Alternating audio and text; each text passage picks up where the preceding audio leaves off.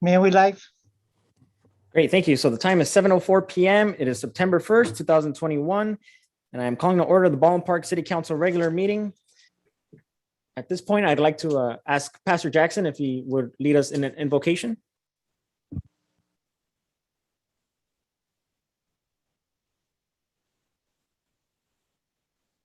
Father, we come before you right now in the name of the Lord, giving you praise, glory, and honor. We thank you, Lord God, for putting your mighty hand upon Baldwin Park, Father God, as city council, mayor, and our school district, Father God. We're asking you, oh God, to put your hands upon the police department as they are roaming around to protect and to serve life here. Our fire department as well, Father God. There are many fires that are taking place up in Northern California and diversities of place. Property is being lost, animals as well. So we're asking you, Lord, for your divine help on that. Our school district, Lord, where there's controversies about the virus and the shots and the masks, Lord, that we're asking you to put this thing together, Lord God. Our business, Lord God, I'm asking you to prosper the businesses, Lord God. In the name of the Lord, we pray. So we give you thanks for everything. Give us wisdom and knowledge and understanding. Don't forget our military, Lord, those that have lost their lives over in Afghanistan, Lord. Don't forget, Lord God, all the people that are there that are struggling, Lord God, and what is going on and the airlift and the war that is being over, where other things might be taking place. We're here in a comfortable city, but it's not over with just yet. Give our president wisdom and knowledge and understanding and how to govern this state. In the name of the Lord, we pray, amen.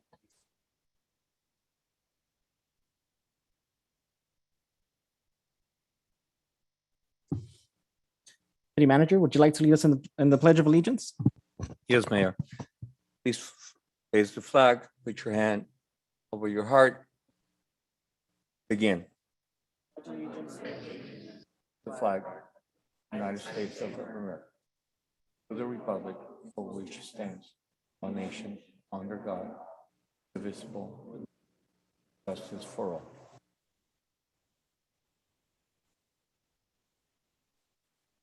Thank you, Mayor. Councilmember Daniel Damian, Here. Councilmember Monica Garcia, Here. Councilmember Paul Hernandez, Present. Mayor Pro Tem Alejandra Avila, Here. and Mayor Emanuel Estrada. Here. Thank you for that, City Clerk. The attorney, is there anything to report out from closed session? Thank you, Mr. Mayor. We did consider several items in closed session, but we took no final action, therefore no reportable action. And that concludes my report. Great, thank you. And so at this moment, I will make a motion to adjourn our special meeting. Can I get a second? Second. Any objections? If not, our special meeting is adjourned.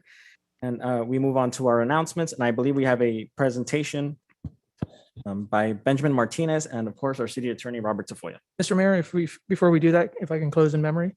Yes. Thank you. Last evening, we lost another great man unexpectedly. Our former colleague and friend, from the city of Azusa, Councilmember Uriel Macias. Not only has he been serving his great city since 2007, he was a war veteran with the Navy, served in Afghanistan for about eight months or so. So I'd like to request that we as a city send a proclamation over, and also if we can lower the city flags in his honor. Thank you. Mayor. Yes, Councilmember Damian. Thank you, Mayor. I would also like to close on behalf of Jin Fang, who passed away on Monday.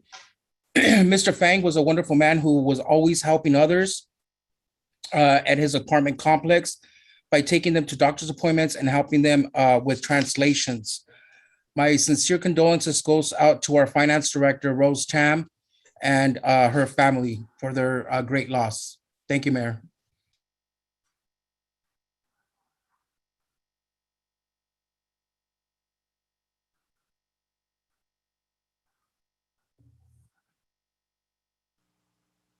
Thank you for that. And of course, our condolences go to our for Chief of Finance, Rose Tam, and of course, the city of Azusa. So we should, I agree with Councilmember Hernandez. We should be sending out our a proclamation. And I didn't get to meet our colleague in Azusa, but I did hear great things about him. And I know that he was even deployed while he was a council member. So very committed to his community and his country. Mayor, Yes, Mayor Pro Tem. I'd like to give my condolences to families as well. Rose, I'm really sorry for your loss.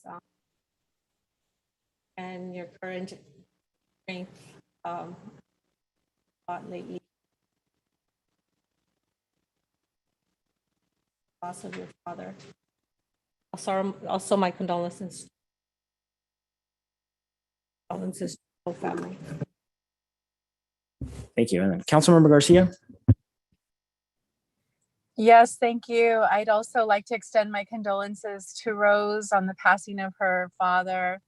I know how what a great and immeasurable loss that is, and so my prayers to Rose and her family as they go through this difficult time. And I also want to extend my condolences to the Macias family. Councilman Macias, was a great servant and for his community. We were elected in 2007, and I got to see my colleague serving the city with great passion and enthusiasm and a great heart, as well as his country. Like you mentioned, Mayor, he did go off to serve. Well, he was a veteran and was active during his time as a councilman and returned home. And we were so happy when he was back, and he just had such a great love for his community, but also his family. He was so proud of his wife and his children. And it was just shocking to hear about his passing. So, still very much processing that. 51 years old, very young, with so much life in him. And so I just want to extend my condolences and my prayers to the Macias family and also to the Azusa family, because I know that they're really reeling over that loss as well. So thank you. Thank you, ma'am. Councilmember Garcia. At this moment, I will hand it over to our city attorney and our director of community enhancement.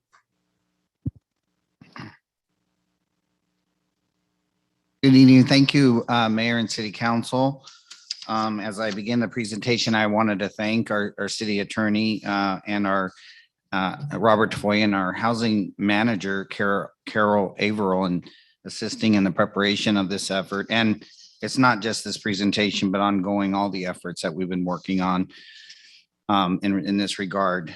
I'll do the presentation, and then Robert and I are available for questions afterward. The presentation tonight is related to our rent stabilization ordinance and also eviction and other related subjects. I wanted to give some background on the national and sort of state outlook. You might have heard that the federal moratorium, this is for the residential market, the federal moratorium on evictions that the CDC had declared was found unconstitutional by the U.S. Supreme Court just a few days ago on August 26th. The California moratorium on evictions still remains in place through the end of this month, September 30th. So the County of Los Angeles moratorium on evictions and rental increases also in place through the end of this month, September 30th. And lastly, the Baldwin Park's moratorium on evictions and rent control increases in any amount remain in place until the end of September 30th, 2021, or later if additional action is taken by the California state government. So moving forward, evictions for non-payment would be able to be pursued on October 1st.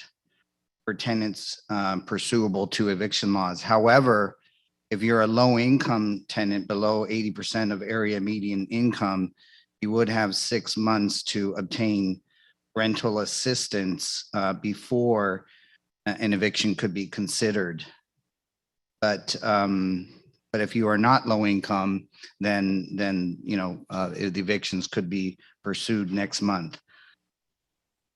These dates and situations could change, however, due to future federal or state action to extend moratoriums on evictions or rental increases. So this is still in flux, but this is, as we understand, the lay of the land today. In the commercial market, there still is a California ban on evictions for commercial tenants for non-payment of rent due to COVID through the end of this month, September 30th. And we know that this law allowed local jurisdictions to ban commercial evictions, which the city of Baldwin Park did last year. There has been no rental increase caps put in place for commercial properties. So after discussing the outlook, I wanted to get into, again, sort of a review of our rental stabilization ordinance here passed in December of 2019 in the city of Baldwin Park, Ordinance 1447. This ordinance applies to all residential units built prior to January 1st, 1995, but it does exempt mobile home spaces, duplexes, trailers, trailer spaces, single family homes, and transient housing.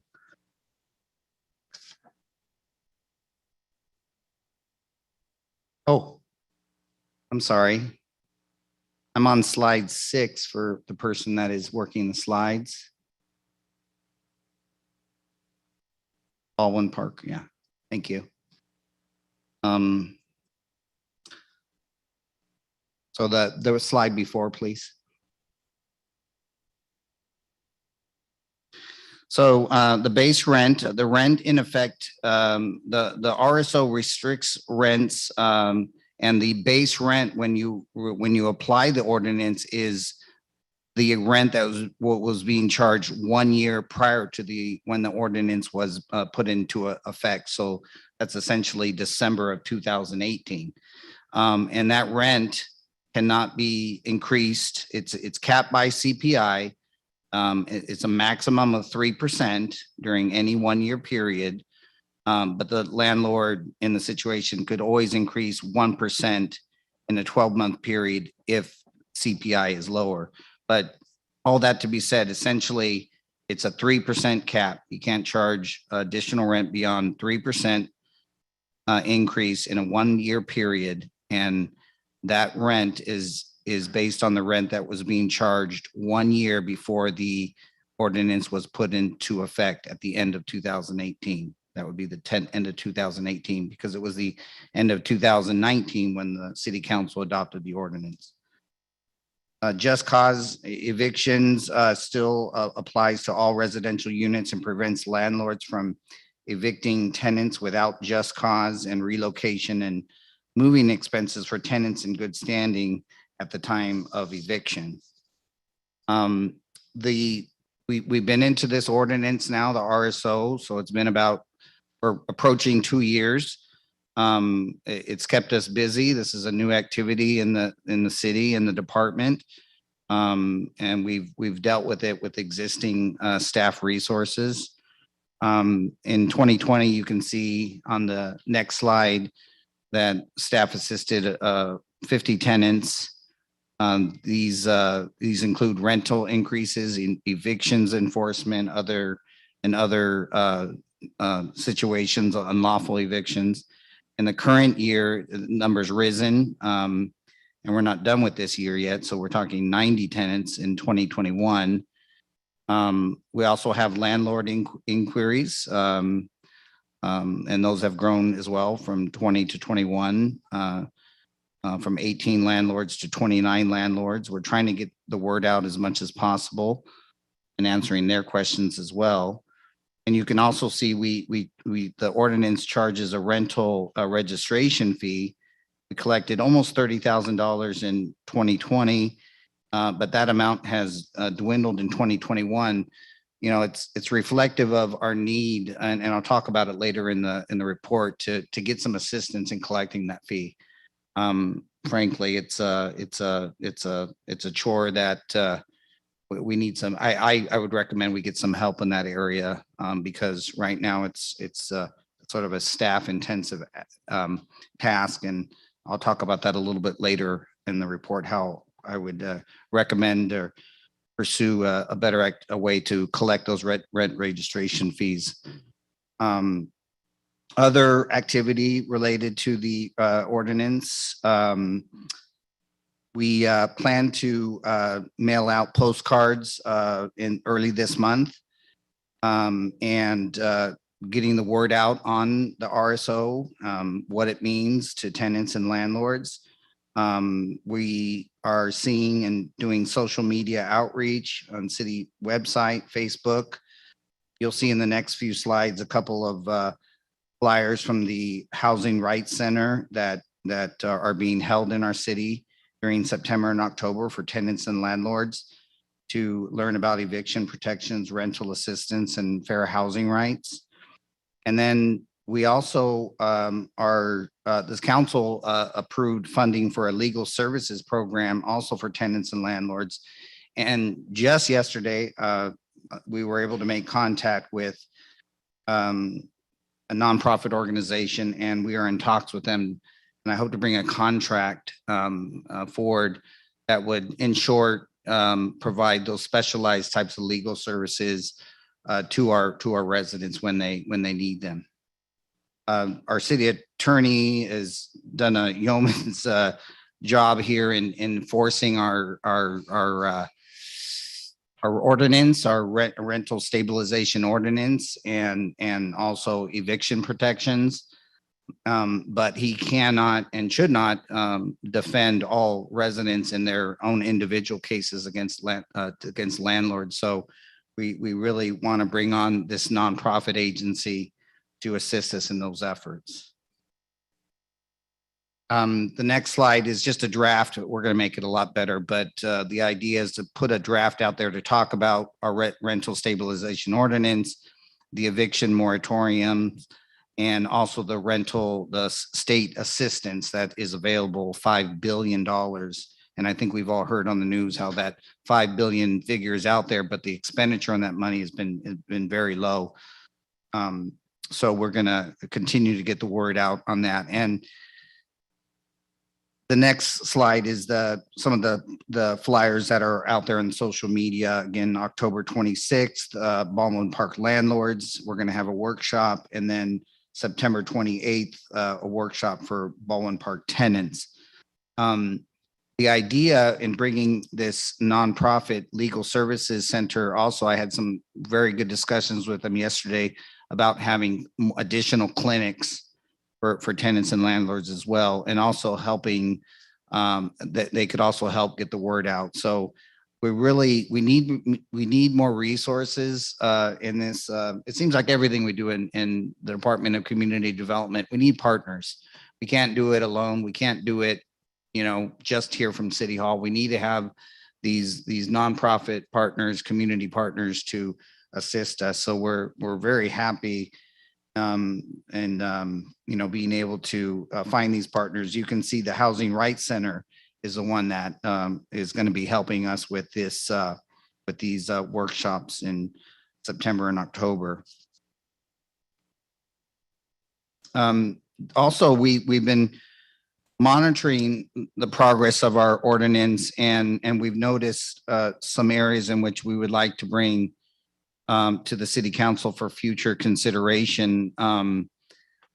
We would like to consider types of amendments that would bar any type of fraudulent activity or representations resulting in a tenant being evicted or made to leave from a controlled unit, including fines, relocation fees, and possible misdemeanor protection. The ordinance, like I said, it's been out there almost 2 years, and we are seeing some situations where landlords are trying to get by the ordinance creatively, and we'd like to close those gaps in the protection of the ordinance where possible. We'd also like to look at the potentiality of amending the ordinance to prohibit landlords from artificially raising rents by charging for parking, waste disposal, water, or other expenses included in the rental contract. So these are just two examples. We might have others, and we would like to, at a future date, bring these for more in-depth discussion and consideration and amending the RSO with the city council. Like I mentioned before, we need some help collecting these RSO registration fees.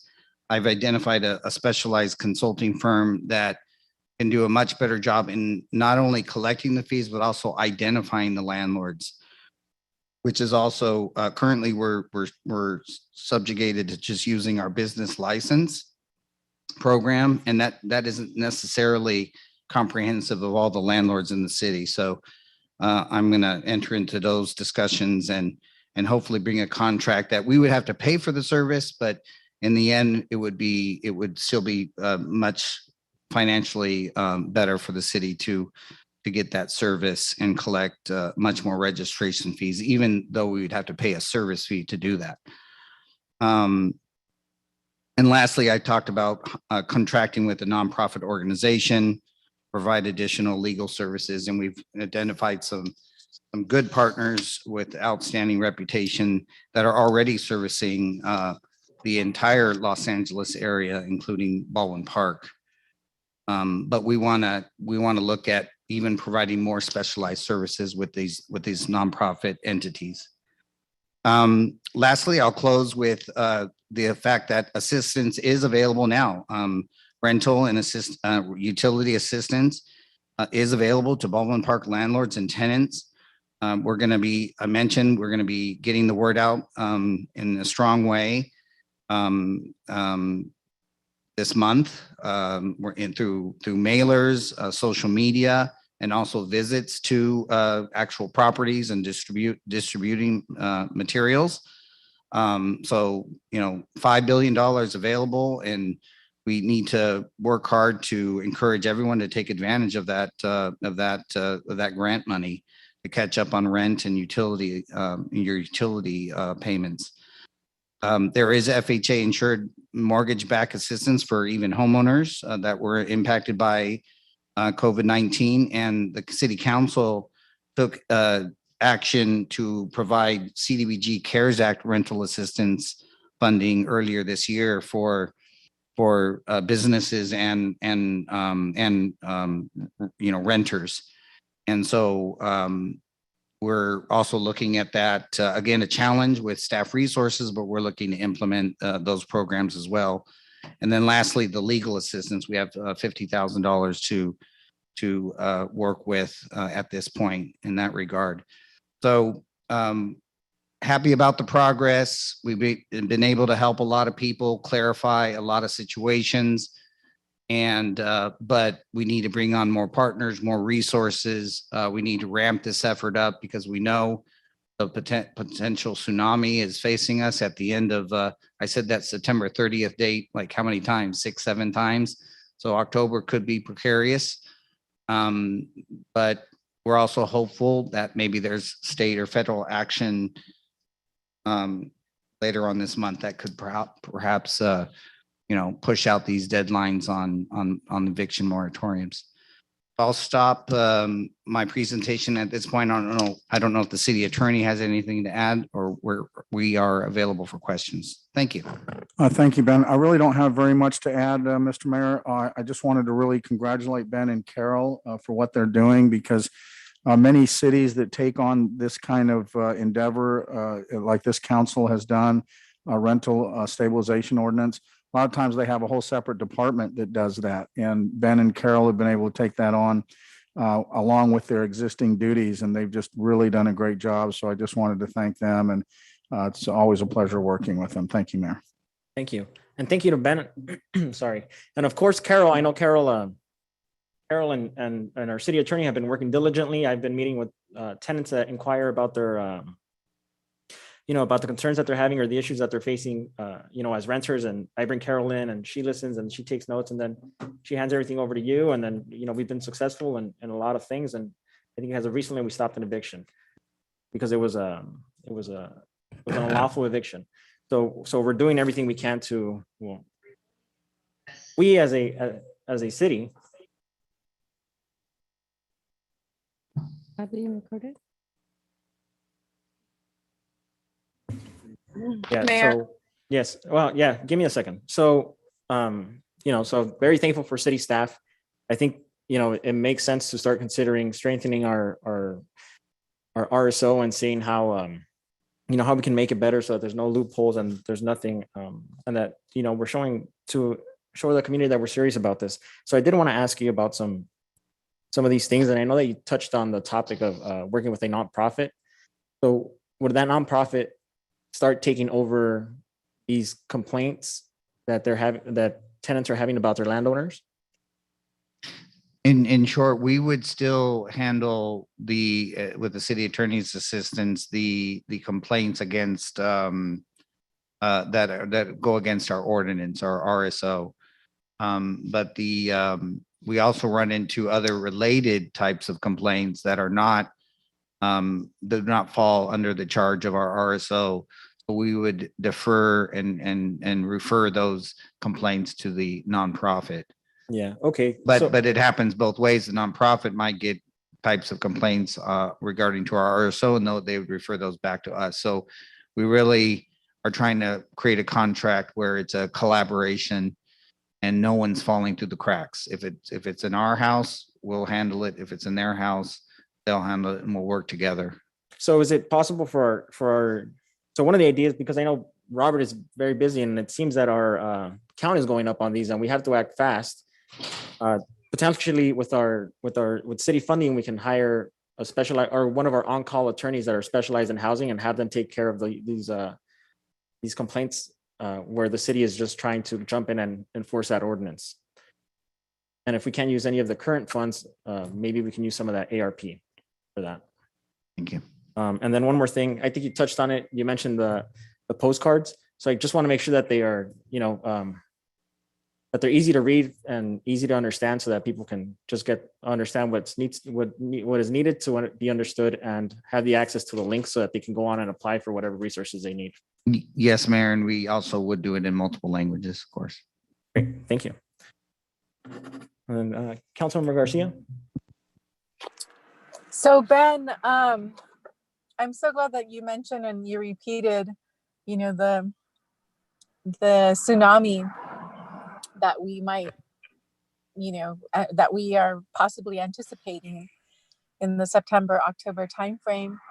And I wanted to ask you have we established a hotline or like an email, a website or a link on our website so that we can capture any renters and landlords who need assistance in keeping their housing? Yes, thank you for the question. And that's we plan to do that with our own resources and alone. However, now that we're talking with a potential partner, I want to talk in the next week or two about how we can do that collaboratively. But yes, the idea is to have that that hotline where people can leave a message or call us or leave or send an email. And so someone's immediately responding. If they're not picking up the phone immediately, they're immediately respond to that same day. So we're working out the mechanics of that, but yes, that's the idea. And this postcard, I call it a postcard. It could become a flyer.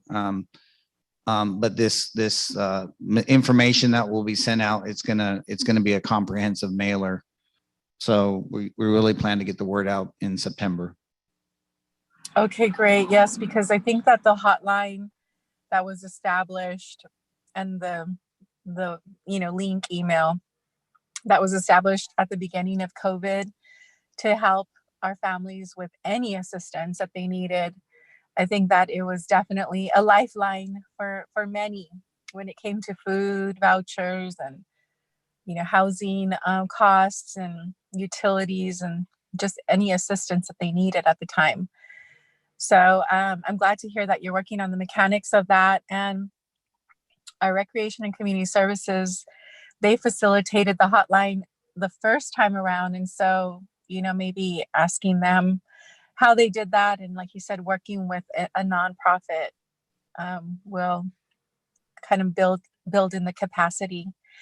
The other thing I wanted to say is I do agree that we need to be providing as much protections to, or as many protections to renters in our community. But I also don't want to ignore that property owners in our city are being as impacted. And let's say there's a scenario, which is very common. I see it pretty often in our community, where there's like a property owner who has owned their home for many years, possibly decades in the city. They rent out part of their home to the renter, and they rely on that for paying the mortgage. And so, we can't ignore that the property owners are going to need assistance as well. And I'd like to know, how are we, like, let's say we are facilitating the renter accessing the assistance financially. How are we ensuring that assistance that is being handed is actually going to the landlord or the property owner? Because like I said, it's a tsunami, but it's coming in waves, and it's like the renters, it's property owners, and I just don't want to leave anybody out of this equation, of these considerations. So how are we involved in that at all, to ensure that the property owner is actually receiving the rent? Or do you know what the process is on that, since we're talking about, what to anticipate? So I can answer broadly. Thank you. That the assistance is available to landlords and tenants. And Carol, I don't know if you can speak to, again, the mechanics of that assistance, that online application, any more than I can. But essentially, you apply, whether it's the tenant or the landlord, and that is, through that application and that process, it's assured that the funding is going to the correct situation. If the tenant's applying, the funding is going to go towards the payment of rent to the landlord. If the landlord applies, then they would have to verify that they were owed the rent, and it would be, the payment would be paid to them. So payment would be made to them. So we that's the state program. That's not the City of Baldwin Park program, but we're gonna quickly become experts in that as well, and assist people through that process. If they have any questions, we'll look into those questions and those processes. But yeah, the program does assure that the assistance goes to the right place. Mm-hmm. Can you bring that information back to us, Ben? Because we have the ARP funds, and we want to be able to step in and provide assistance where there are any gaps in the state program. And I know that some of the property owners who lost income during COVID, they're not going to be able to recoup that through the state program, not in all cases. So I just want to be able to anticipate, like I said, take into consideration some of these property owners in our city. I would want us to be able to at least offer some assistance, if they don't qualify for some of the state programs, or if they don't meet specific criteria, and be able to offer assistance, because there are families in our community just like the renters in our community. So anyway, I'll look forward to getting more of that information at a in the very near future, so that we can anticipate and we can allocate some of these ARP funds. Thank you. Thank you. Mayor Pro Tem. Thank you. I want to thank Ben and Carol and Attorney Tafoya. You guys have actually been working diligently with the families that have come to ask for help. And it is a great program. And unfortunately, there's still a lot of money out there, but fortunately, it is there. And hopefully we'll have more families applying for that money. I think it's a great idea to amend that RSO because as you mentioned, there is a lot of loopholes and there is a lot of landlords adding fees that were not originally there.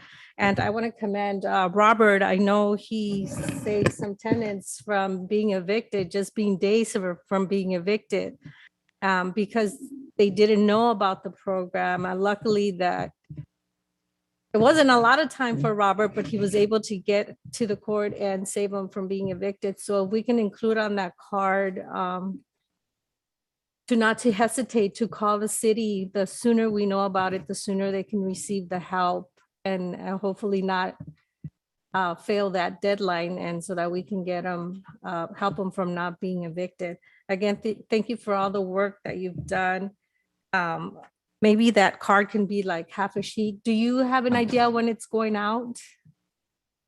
Is sometime during December, roughly, I'm sorry, September. Oh, not But December. I think it's going to grow into something better than just a postcard. Of course, the cost is going to go up, but Right. I'm thinking of a folded flyer of some type. So the sooner we can do that, because the deadline is around the corner and Yes. we can add, I know we've been advertising it on the website and so forth, but if we can get that mailer out and something in bold letters so it can stand out, assistance or something, so we can get more people to apply for that money that's out there. Again, thank you, Carol. Thank you, Ben. Thank you, Robert, for all the work you're doing.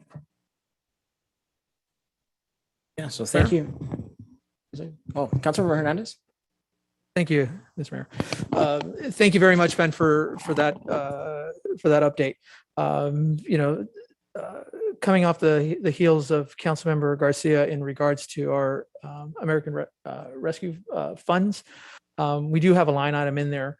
And my concern is, the state program, as we've already seen, they've only had a little less than $1 billion that's gone through there.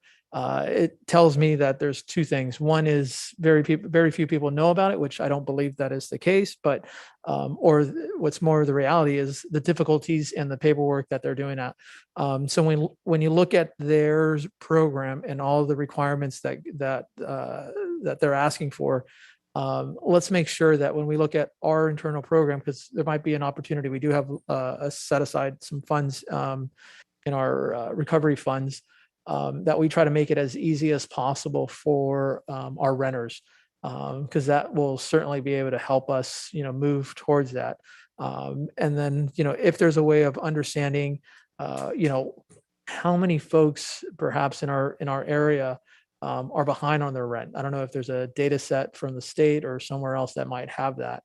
I know I saw something quite some time ago, and it was about 16% of people in LA County were behind on their rent, 3 months or more. So those are the other things too, is, when they look at, I think at the state level, you have to be at least 60 months, 60 days past due. If you could just kind of clarify that, and that might be something different than, when we look at it from our perspective, it's, maybe it's 45 days past due or whatever the case may be, as it relates to, job loss, job hour loss, sickness, COVID, or taking care of someone as a result of COVID. So if we could look at that, that would be certainly helpful.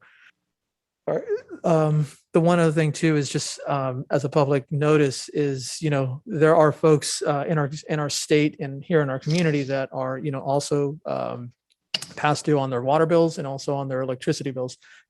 There's close to about $2 billion worth of outstanding payments on water and electricity.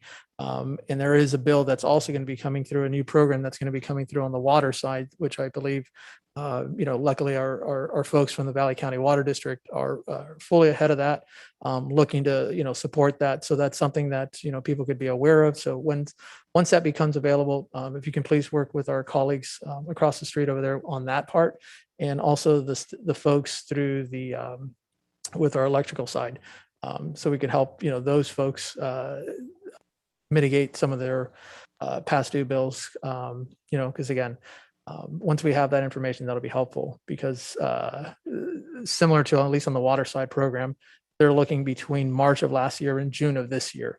And it's got to be, a minimum of 60 days. So that's why I say is, we just be mindful of that as we move forward. Thank you. Thank you. Thank you. Of course, thank you to staff for working diligently on this and our city attorney for having some good results on this. And we look forward to the continued progress on this. I believe at this point, we are moving to public communications. If there's anybody looking to speak, City Clerk, did you Mayor, start off with the, yes, we do have some individuals who have asked that we call them. So we're going to start with Kiana Martinez, and she is going to speak on item number 8. Is it working?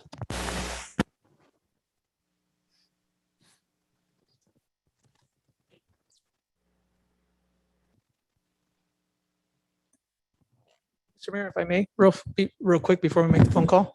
yes, Councilmember Hernandez. Sorry about that.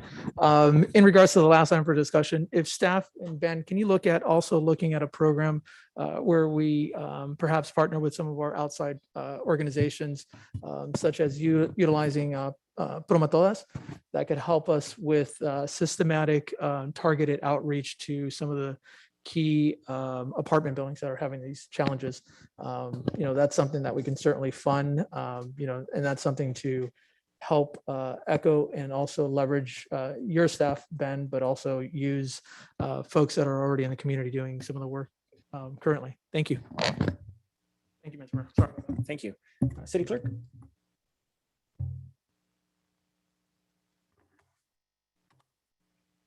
Okay, Kiana, go ahead. Hello, City Council. I would like to start off really quickly with commenting on the presentation that was just given. I agree with the folks at the City Development Director with amendments on the ordinance. It's very important, as I work with tenants at the Housing Rights Center, knowing about these different issues that are coming up. And I think something to be added is something for harassment.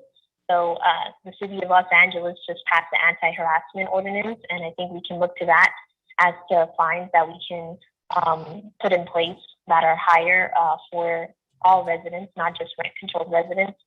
And also, I think for people who call in from the city to the development director there, another good thing would be to prioritize emergency situations. I don't know if any of the city council members have ever experienced it, but there have been calls that I've gotten where tenants have not had access to the air conditioner, washer and dryer, utilities, or hot and cold water. It could be multiple days, and even 1 or 2 days without those things could deeply affect tenants' health. So I think that should be a consideration to add into what should be prioritized. And the most important thing right now is legal representation, because without legal representation, it's very hard for tenants to win their cases. It's something like 90% of tenants who have legal representation win their cases in evictions and other things. And all the information about the California Rental Assistance Program could be found at housingiskeys.com. And if people need help with, if they have a disability or technological limit, you can call the appointment center at 833-687-0967. So there's also information on that if y'all ever want to reach out for me with that. And now, as a member of People United of Baldwin Park, I'd like to make a comment on agenda item number 8. And so our concern there is that the American Rescue Plan funds should be to uplift the residents in our city out of the unprecedented economic and health crisis we're enduring. And so we think it's gravely unethical to use funds on police cars rather than for community needs during a crisis. And so if the police feel that they need these upgrades that are not necessities, I think they should use the funds they do have, especially seeing that they have the highest police budget in the San Gabriel Valley. and the highest budget than I'm pretty sure almost all of the city departments. And so we want to invest in programs like this, in programs like agenda item number, I think it's 1 or 2 for the senior. Hi, Kiana. Sorry, your time is up. That's what people. Sorry, your time is up. And Ben, that is a very good idea. Let's look into it. A report on the anti-harassment side of it. Next person is Christina Cardenas.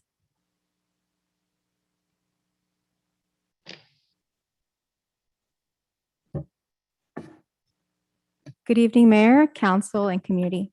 My name is Cristina Cardenas. I'm a Senior Project Manager for LAC USC Medical Center Foundation, and I'm joined here by coalition members from the Breathe Free Baldwin Park Coalition, working locally as part of the Tobacco Control and Prevention Program managed by the Los Angeles Department of Public Health, focused on educating and informing communities across California on the consequences of youth vaping and creating healthy environments to reduce youth access to flavored tobacco.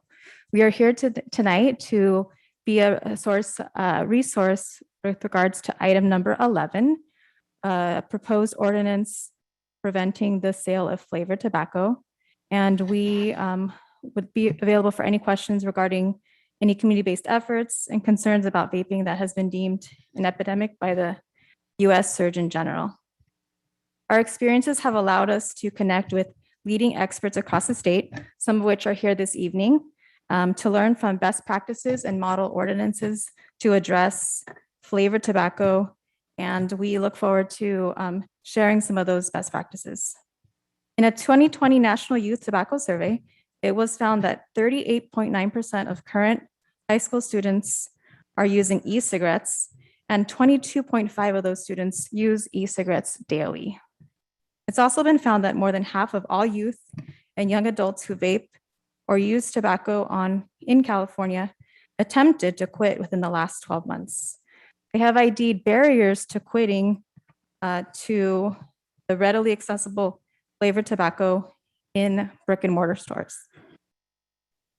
We have this evening provided letters of support and petition signatures from the community. We have youth that, given COVID, were not able to attend this evening, but have provided written statements, and they actually prepared a photo voice packet for you to share their experience and their concerns about vaping in Baldwin Park.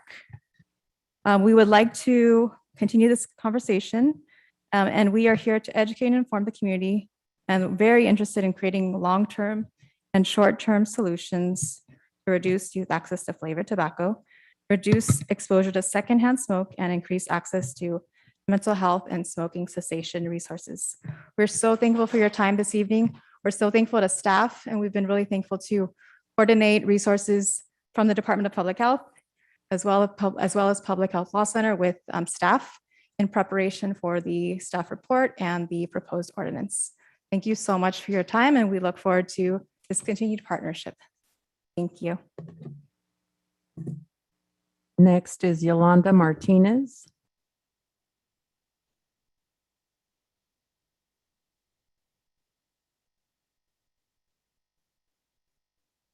Buenas noches, honorable alcalde Estrada y miembros del concilio. Señora Martínez, un momento, por favor.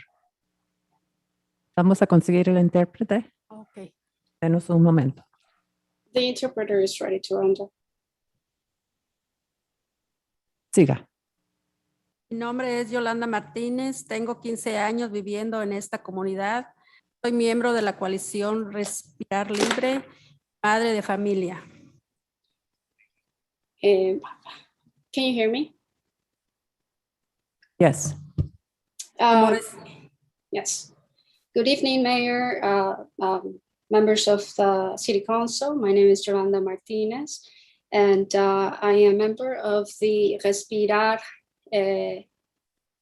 Libremente, la coalición Respirar, the coalition Respirar Libremente. Go ahead. Adelante. Como residente de esta ciudad y madre, estoy preocupada por el bienestar de mis hijos, por todos los jóvenes de nuestra comunidad.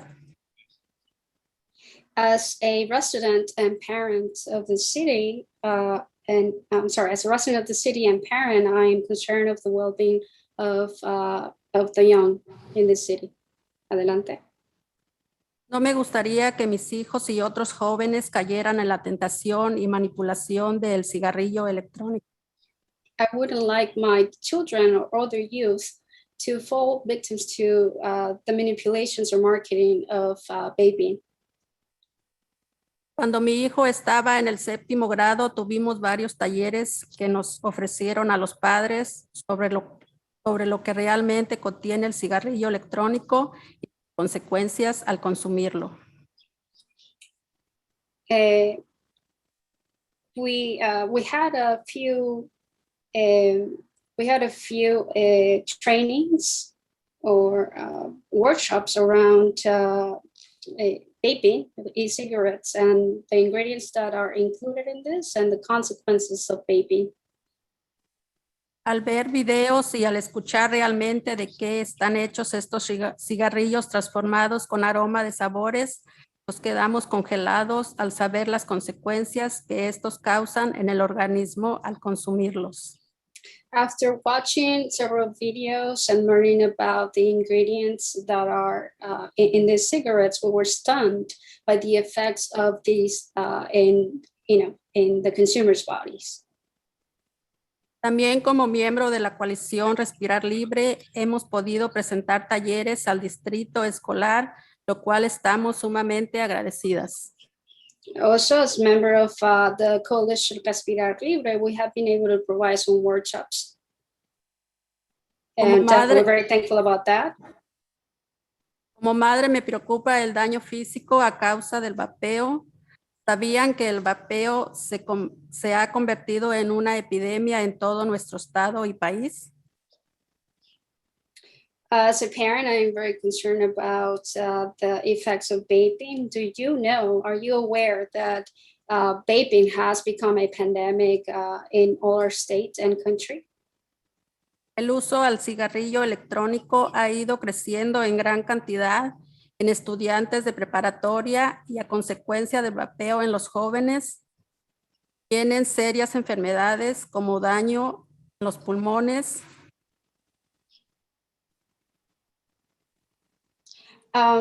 The use of electronic cigarettes have increased amongst high school students, and it has created serious illness such as problems in the lungs. Un estudio reciente demostró que estas enfermedades en los pulmones son asociadas al químico encontrado en productos de vapeo.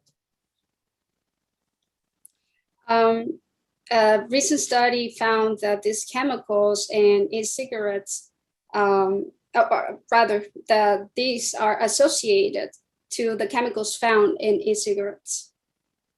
Adicionalmente, el vapeo eleva el ritmo cardíaco, altera la presión, están más expuestos a sufrir un ataque al corazón y otras enfermedades, incluyendo asma, bronquitis y otras severas infecciones.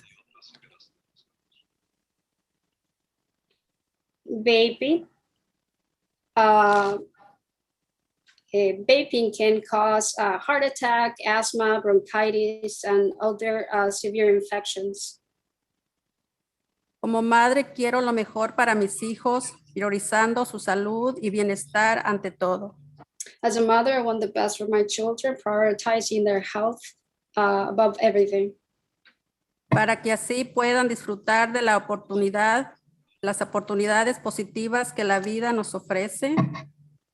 So that they can take advantage of the positive opportunities in life. Como padres necesitamos ser realistas y saber que los peligros existen realmente. As parents, we need to be realistic and aware that there are dangers out there. Como adultos ignoramos muchas cosas al respecto. Es por eso que estoy preocupada por lo mismo. As adults, we ignore so many things around this issue. This is why I'm very concerned about it. Estoy en gran favor del artículo 11 de la agenda de hoy y apoyo una póliza progresiva que prohíba la venta de productos de tabaco con sabor, ya que hace daño a nuestros jóvenes de nuestra comunidad. I am in favor of item 11 to prohibit the sale of tobacco products. Gracias por tomarme en cuenta. Gracias. Thank you for your Gracias. consideration. Xochitl Escalante. She will also need an interpreter. The interpreter is ready. Buenas noches, señor alcalde y miembros del concilio. Mi nombre es Xochitl Escalante. Soy residente de esa ciudad por más de 28 años y miembro de la coalición Respira Libre Valledupar. Soy promotora de salud. Good evening, Mayor. Good evening to the rest of the members. My name is Xochitl Escalante, and I am also a member of the coalition Respirar Libremente. And I've been a resident of Baldwin Park for 28 years. Adelante. Actualmente soy promotora de salud para el bienestar de nuestra comunidad. Como miembro de esta comunidad, mi preocupación en estos momentos es el consumo de tabaco con sabor y el vapeo, ya que estos son nocivos para la salud, tanto para los jóvenes como para los de mayor edad. Y creo que la prevención es uno de los factores que pudiera influir para poder reducir o disminuir el uso de estos productos que tanta tentación tienen nuestros jóvenes, lo atractivo que es para ellos, sobre todo las presentaciones en las que se dan en las tiendas. Un momento, por favor. I am a health promoter in my community. I am also very concerned about vaping and the sale of these products. I am highly concerned about the way that they are marketed, and I believe that prevention is key to reducing the consumption of this. And the way that these products are marketed is very tempted for the youth. Adelante. Prevenir mediante programas y campañas dirigidas a nuestros jóvenes y así ayudar a que el uso de estos productos de tabaco con sabor disminuya.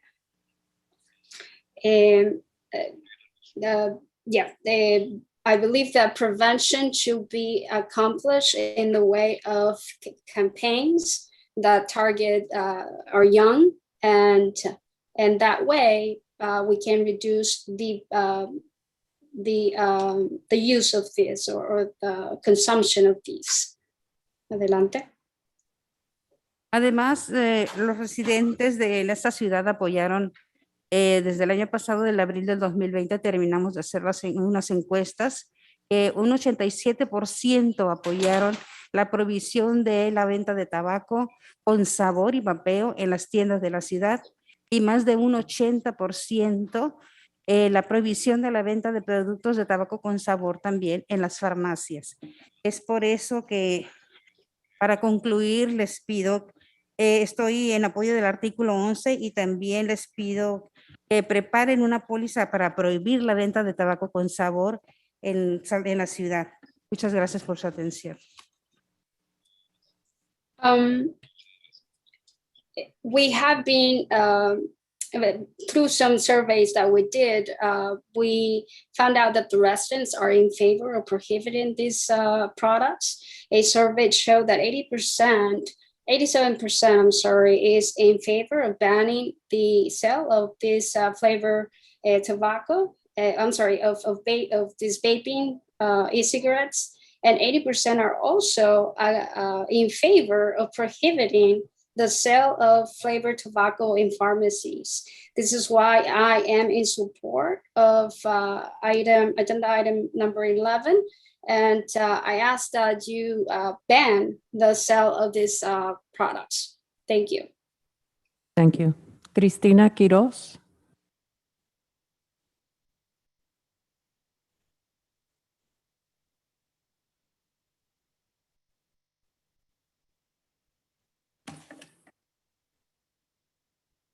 Good evening, Honorable Mayor and City Council members. My name is Christina Quiroz. I work with the Los Angeles County Office of Education, Community Schools Initiative at Baldwin Park High School. My work at Baldwin Park High School began in the 2019-20 school year, and throughout my time there, I've had the opportunity to work with school administration to identify priorities that could address barriers to learning for students, such as increasing family engagement, basic needs support, and enrichment programs, to name a few. Student wellness is a key priority for our school community, and the current epidemic of youth vaping was at the forefront of concerns for school admin, teachers, parents, and students. We want to ensure that our community is informed. Flavored tobacco has been shown to increase the likelihood that someone, especially children, will try tobacco products and remain longtime users. These products mask the strong taste of tobacco, making smoking seem less harmful among youth, and creates a misconception that vaping isn't as dangerous as tobacco because it tastes like bubblegum or cereal that they eat every day. A recent study showed 21% of all high school students in the US report using an e-cigarette product in the past 30 days, and 40% of students who vape reported using it because it tastes good. It's research like this that encouraged Baldwin Park High School to apply for and receive a grant from LACO's Tobacco Use and Prevention Education Program, also known as TUPE. This prevention program is designed to support the school and community in addressing the current epidemic of youth vaping and tobacco use. In collaboration with the Wellness Center LA team, and through this grant, we provided presentations to our academic counselors, students, teachers, and parents. Each group was provided facts on science behind vaping and what effects it has on adolescent body. We wanted to support parents in recognizing devices commonly used to vape and common behaviors if youth is using substances. Lastly, strategies and resources were provided to support parents in preventing or supporting youth overcome vaping addiction. But the work is far from done. We need support from members like you to push for banning of flavored tobacco products in the community as we continue to inform our students and parents on negative effects of vaping and tobacco use. Thank you. Thank you. Primo Castro.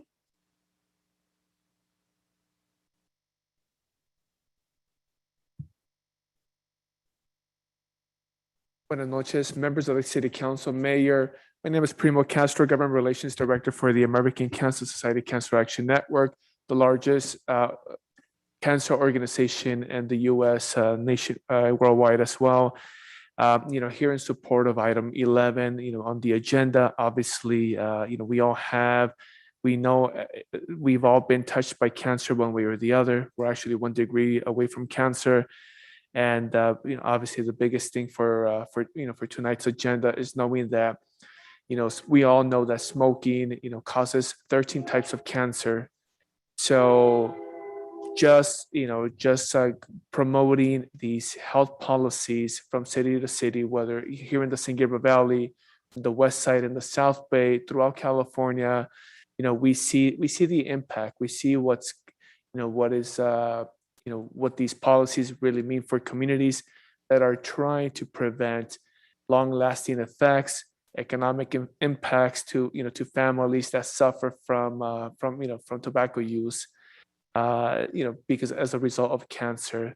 So here in support of this flavor policy, comprehensive policy, and just know that we just don't. We don't want to see any exemptions for any flavor product. We want to make sure that flavor shisha is included in their cigars, etc. With over 15,000 flavor products in the market, especially a Latino, with a community such as that has a big Latino community like Baldwin Park, we know that flavors such as Jamaica, Tamarindo, you name it, right? These are popular flavors within Latino communities. So we ask that you please pass a strong, comprehensive policy here in the city of Baldwin Park. Thank you. Thank you. Grace Sierra.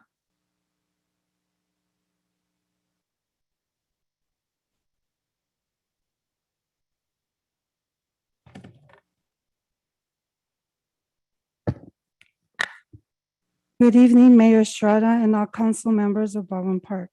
My name is Grace Sierra, and I've been a part of many causes in Baldwin Park over the years. Volunteering in my children's schools, a soccer mom, the GEM project, and dedicating myself advocating awareness of obesity in children and adults as lead promotora in the HEAC program through Citrus Valley Health Partners for the schools of Baldwin Park. I'm here tonight to inform you of the ugly epidemic affecting most vulnerable teens. They're being bombarded with vaping epidemic. This influence is overwhelming. It's gotten out of control and continues to grow, affecting the teens worldwide. It's a nightmare for parents to fathom their kids being consumers. With your help, we need to take the e-cigarettes and harmful addicting supplies off the market immediately. By changing the policies and regulations, the tobacco industry predatory marketing tactics continue to make money by minimizing the dangers. Money is their only concern, not the teens affected. You've probably seen their TV commercials or heard of them on the radio in Spanish and English, glamorizing the use of vaping around the friends, making it appealing and accepted with flavor and techie devices hidden from adults. These are real dangers, and that's the honest truth. That's why it's vital to address it now. Teens continue to vape harmful vapors of poison into their bodies. We need to stop the sale of products and underage kids. Also, we need enforcement to the retailers, licenses, taxes, and fines. Stop suppliers cutting down on their many attractions, gadgets, colors, flavors, and substances. Most importantly, it's awareness. This is key. Long-term dangers related to their health, bad infections, their lungs being compromised, hard to breathe, and with the COVID-19, it could be fatal. Dental health is also a problem. Mental health affects their developing brains, emotions, memory, and long-term possible side effects of addiction, of not knowing what they vaped. It can also be a gateway it could also be a gateway for other drugs and things. We can all make a huge difference in empowering the teens, starting a conversation, an intervention with city staff, parks and recreation center, church involvement, school administrators, staff, teachers, counselors, nurses, coaches, custodians, bus drivers, parents, family members, grandparents, and teens themselves. They need to know how much we care and love them enough to spare a generation from the grips of the tobacco industry. As a grandma, I worry for their future. This is why I strongly support item 11 of tonight's agenda. Thank you. On behalf of Breathe Free Your Baldwin time Park, is up, sorry. thank you, Sorry, and God thank you. bless you. Catherine Lozier.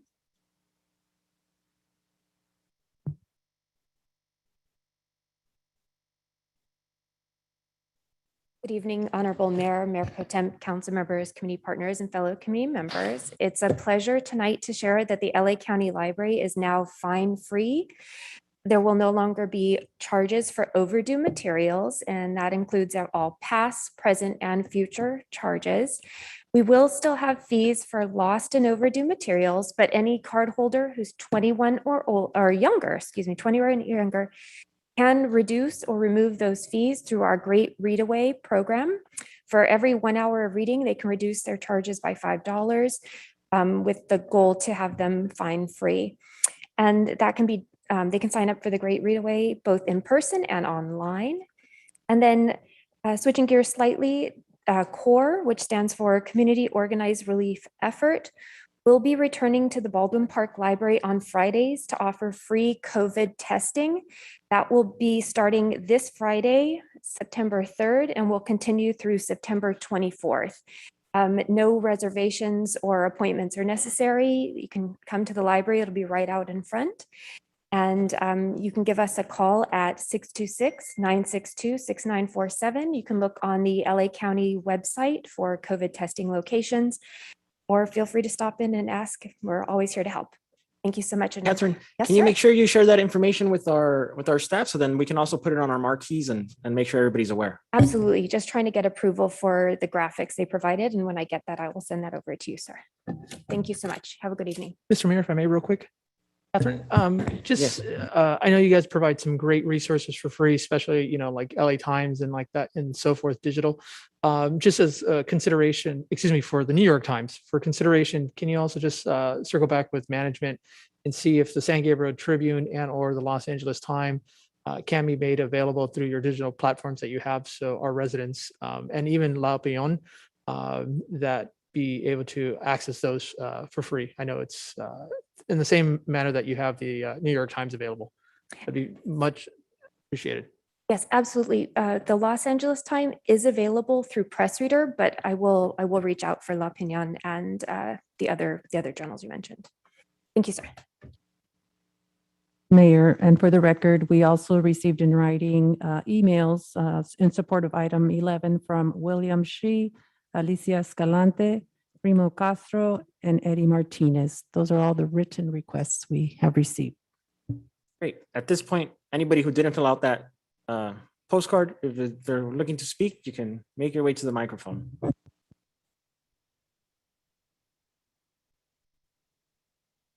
Good evening, Mayor and Council and staff that are here, and also the audience. I am your new acting assistant chief representing the Los Angeles County Fire Department, your fire department. I represent all the first responders, all the firefighters that work day and night to protect your city. So I'm here to serve you, whatever questions you have. I work closely with the CEO and also the police chief on a daily basis. They probably know me from text and phone call, but never in person. So I came here tonight to see them and have you meet all of you. So have a good evening. Thank you. A pleasure. What's your name? Flores, Carl Flores. Thank you and welcome. Welcome. Yes, thank you. Nice to meet you.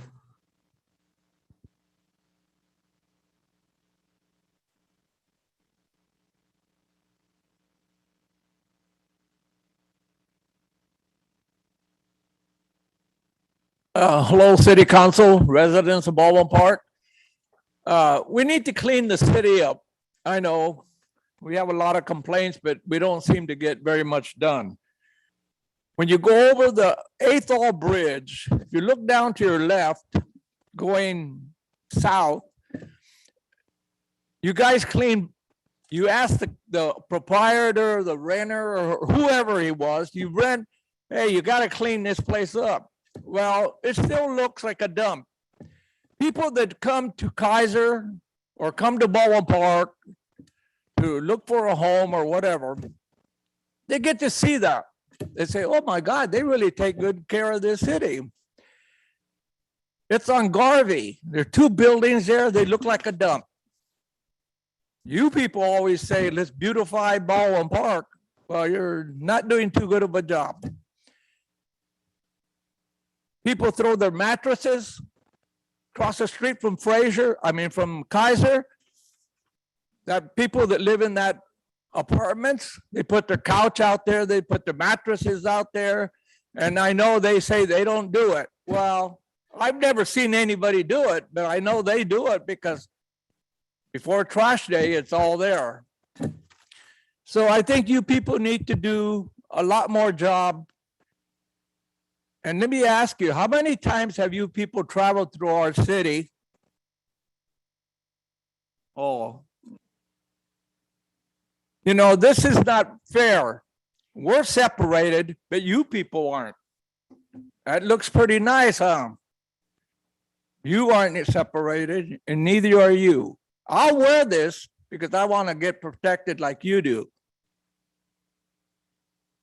But next time you separate us, you people get separated also. Now you're trying to tell us, well, we got to look at the computer, we got to do this. hey, you can stand behind it one at a time, walk up and do your thing and then get out. But it's easier to separate us because we're the audience. Let me get back to the cleaning up your city. I live in Baldwin Park, and you people are doing a very poor job. I'm going to repeat it again because you need to be told. When's the last time you people took a trip around Baldwin Park, the whole city? And take the lawyer with you because you're going to need him. Why can't you people help us? Why we complain to this department, that one, and you people just look at us. Why can't you help us? You can raise our taxes because you people are going to look for it again. Sorry, your time is up. But you can't clean the city. Sorry, your time is up. Why Mr. not? Sorry, Mr. Luna, your time. Think about it.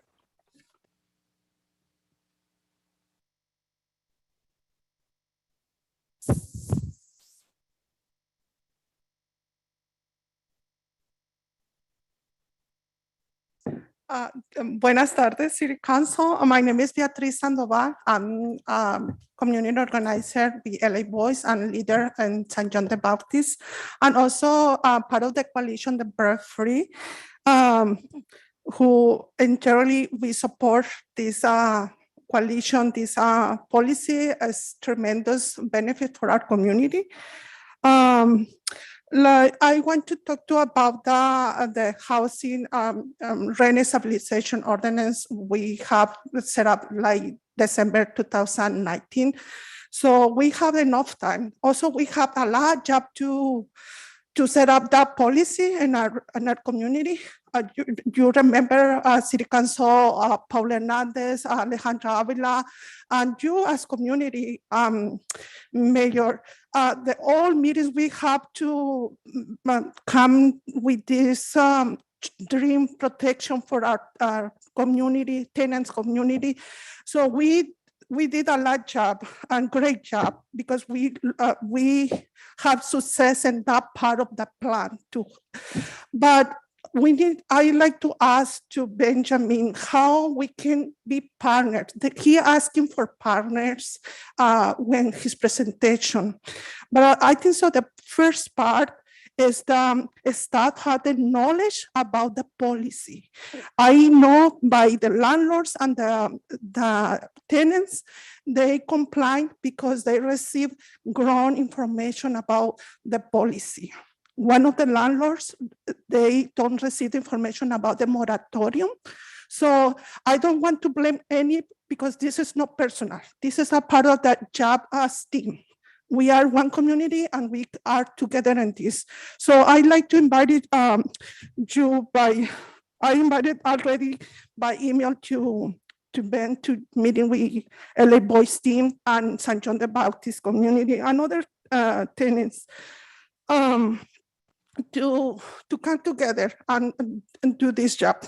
So I also ask you to sign the letter. I send you humbly. I ask you to sign the letter for immigration reform. Please do that. This is very important for our undocumented immigration, immigrants, brothers and sisters, and for their families. They are already here. We are already here. We stay here. So be part of this campaign, please. And also I'd like to say thank you because the Breath Free no start last year or 2 years. They start when the council member Garcia, she set up the banning the smoke in the apartments and public space. So we are here and we need to stay together and do the job we need to do. Thank you. Your time is up. I'm sorry.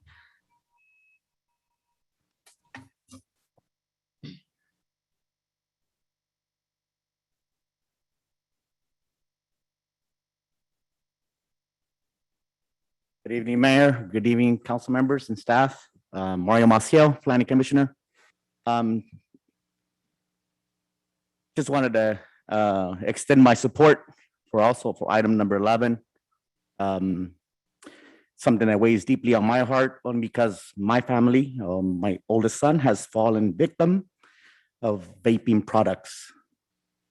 I've been to numerous amounts of clinics that have been held by the Baldwin Park Breathe Free Coalition, and made myself aware of everything that's out there. And it's amazing just to see how much of these products are being directed to our kids by making them the sizes and making them look like pens, making them look like USB drives, making them look like something that parents won't think twice to say, oh, it's just a flash drive. But in reality, it's a vape pen for these kids. And these clinics that I went to, there were other parents there that had video of our very own Baldwin Park High School, where kids are walking by and police officers are there within 15 feet doing nothing as they're blowing out clouds from these vape pens. I did further research as to the pen that my son had and found out that it wasn't just a regular vape pen. Even though it had cartoon characters on the side, his vape pen had CBD product in it, which, upon doing even further research, makes it even worse that our city is not actually out there enforcing and making sure that these people that are out there selling these products are not selling them to minors. Because the statistics shows by a test that they did that almost everybody failed upon selling to minors. And that is eye-opening to me. So I just want to extend my support and say, I hope this ordinance that you guys are putting together meets the criteria that would help eliminate the use among teenagers. I had to really express to my son the consequences of this. The disease that comes from it is known to be irreversible. As far as I know, there is no cure for it once it becomes a pulmonary disease. Something needs to be done, and I'm in full support. Thank you, guys.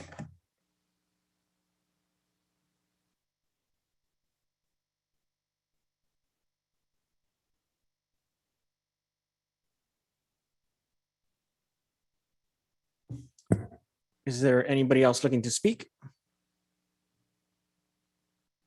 If not, at this moment, I will close public communication.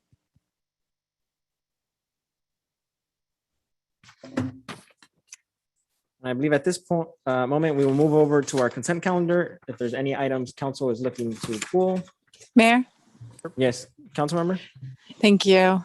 Before we do that, I just want to thank those who came out to speak with regard to the flavored tobacco item. And I recognize many of you have been involved with the city for more than a decade. And so it's nice to see and hear all of you who are present on this item. So thank you for your continued activism and advocacy. And I also want to welcome our new acting assistant chief, Flores. Welcome to our community. We look forward to building a relationship with you. We have a wonderful relationship with our Station 29. And so we look forward to working with you. We were very proud of your predecessor, Jim Enriquez, who was also a son and product of Baldwin Park. So we welcome you and look forward to working with you. Thank you. Mayor, may I say something? Yes, Mayor Pro Tem. I also want to thank everybody that came to speak about item number 11. I am with you, working with the school district. I have come in contact with students that started smoking at a very young age. And these vape products is not helping the situation. It's making it more enticing for them. So I appreciate you coming out and speaking out. Christina, the work that your department is using and are doing for us and working with our community. Thank you so much. Welcome, Chief, to the City of Baldwin Park. We look forward to working with you. hopefully I'll stop by the station one of these days and meet you face to face. I also want to remind the community that this Saturday, there's a COVID-19 vaccine site at the Esther Schneider Community Center at the City of Baldwin Park in collaboration with the Office of Senator Susan Rubio and Proyecto del Barrio would be at Morgan Park Saturday, the 4th from 10 to 3. So if you are in need of your vaccination or you know anybody that still needs a vaccination, please be sure to share that information. I'm not sure we have it on our website, Manny. We do, right? We do. So I just want to remind everybody. Thank you. Councilmember Hernandez? No. Oh, okay, sorry. Okay, so if there's any items we are looking to pull. Yes, item number 4, please. Okay. Any other items?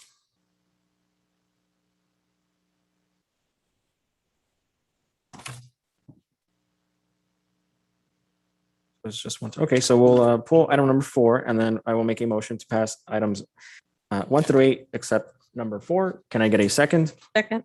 Any objections? If not, motion passes, and Councilmember Hernandez, you have the floor. Thank you, Mr. Mayor. I just pulled this item just so again, we can perhaps Sam could just kind of give us a brief overview in regards to what this great project is going to do for our city, not only on the water recycling part, but also on the city facilities and services that we're going to do that.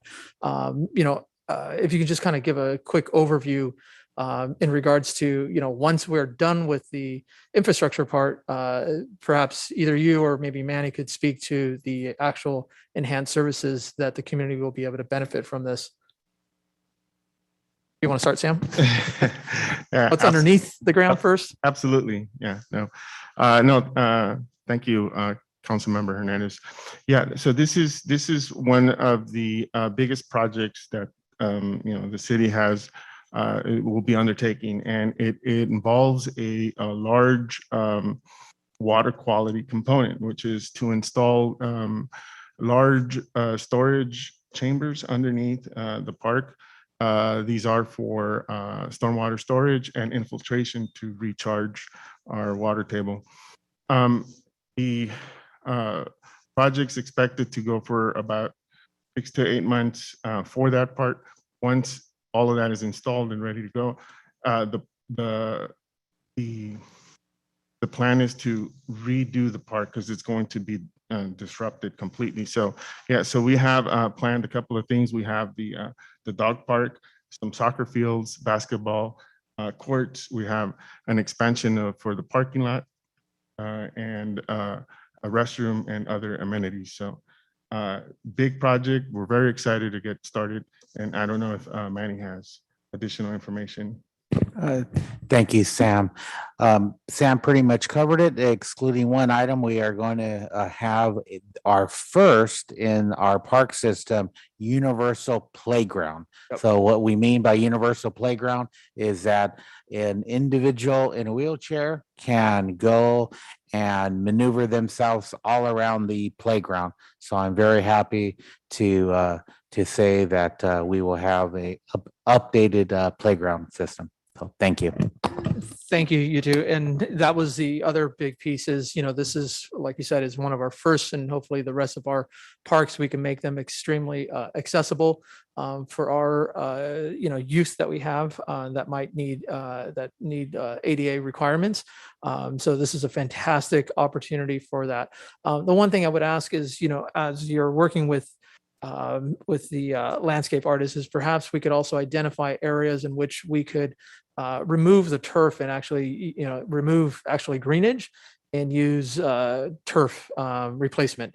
So that way we don't have to consume as much water, for those key areas, and just, look at those type of options as we kind of go through the planning and design process.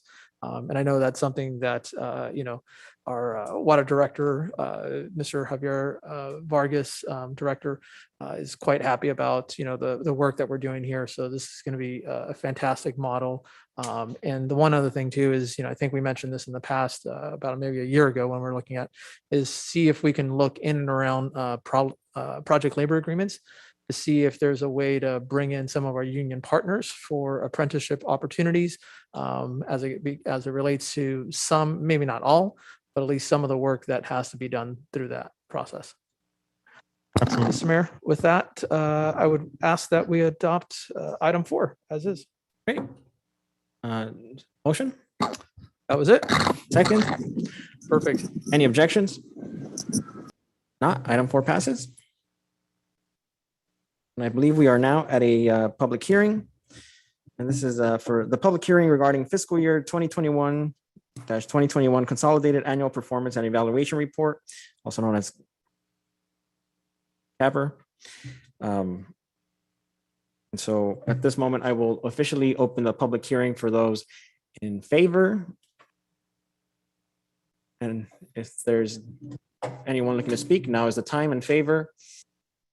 If not, at this moment, I officially close the public hearing in favor, and I officially open the public hearing against the item. If anybody is looking to speak against the item, now is the time.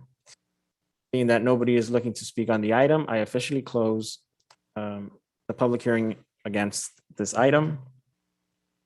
I don't know if any council members have any questions or comments or concerns. I think this might pertain to you, correct, Ben? Yes, Mr. Mayor, we'd be happy to answer any questions. Sure. Can you just give us an overview of what the Consolidated Annual Performance and Evaluation Report is? I can ask Carol to step up to the mic and maybe provide more details, but I'll give you a brief introduction. This is an annual report, the CAPR, we call it. It's always due at the end of September, and it is a annual performance report on all the expenditures related to the Department of Housing and Urban Development that we've made in the past year for CDBG and home funds. This document is a statutory requirement, and as you can see, requires a public hearing, public input, and then we have to submit it by September 28th to HUD. Great, thank you. If there's no comments from our council, I will now make a motion to pass, to officially pass item number 9 regarding the fiscal year 2021-2021 Consolidated Annual Performance and Evaluation Report. Can I get a second? Second. Any objections? Not. That item number 9 passes, and we move on to reports of officers, and we have our capital improvement project proposed budget. So Sam, I know I've kind of asked you about adding some items. So, and I was also looking at our, I know that we preliminary approved our update to the chambers. So seeing that we are trying to create some safe spacing between our residents that want to come and attend the meetings in person. I think it's the time to work on that item, as we can also expand into having an outside area where people can view the meeting and hear it in a safe manner. And I think that would also help with making sure that people who don't fit in the chambers are going to be able to watch it outside. Understood. So the way I understand it is that this is a project that you would like to add to the CIP. Yeah, so I'm asking, is that a project that's added to the CIP, or is that a project that should bring up after comments? Right. It would be after the comments. That project is not on the CIP at the moment. Okay, good. Okay, and then for CIP, I know that there's a lot of traffic and safety improvements. Right. So I did try to take a stroll around town at the latest hour of the night, and I tried to find the darkest streets that we have. And I know that many of the residents have shown concern regarding, dark streets. But of course, putting up light poles is very expensive. So I know that we've talked about potential flashing lights like we have on Baldwin Park Boulevard to try to deter speeding and make sure that drivers are staying aware. So I did look at some of these, and would that be the time to add to CIP? Yes, absolutely. We can add those to the CIP with council action tonight. Great. So so of course, I think one of the urgent items is speed reducing on Baldwin Park Boulevard with reflecting devices or any other device that might be working there, and that's at the curve before you hit Ramona. Thank you. And oh, don't worry, I'm not done. But so, but I'll keep it very brief. And then, of course, our major streets. So, like Olive, Los Angeles Street, and Ramona Boulevard. If we can find the sidewalks that would be key in those areas, so that we can add those. And also our school crossings. So I think a lot of the school crossings are in pretty key areas where we can help mitigate that and hopefully keep our drivers aware at night. Okay.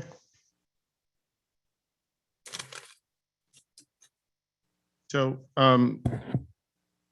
so Rose and I have been working on this budget, and typically we do a presentation. So I did provide, I did put together a couple of slides. I don't know if the council wants to, go through the slides, or if they've had enough time to review the projects. The listing is exhausting. There's a lot of projects on there. Most of them are being funded by grant funds and special revenue. So I can walk the council through some of that information if you so desire. Yeah, so it's a pretty long list. I think I have it in paper right here, actually. But I don't want you to read it all, but no. But maybe you can highlight some of the key improvements that the city will be seeing this year or throughout this CIP. Mr. Mayor. Mayor. Oh. Yes, Councilmember Hernandez. Yeah, thank you, Mr. Mayor. Those are great suggestions. I'd also like to add for consideration, Sam, in regards to the sewer, infrastructure and so forth, is that the responsibility of the county or for us to do? So it depends. So mainline sewer is typically the county.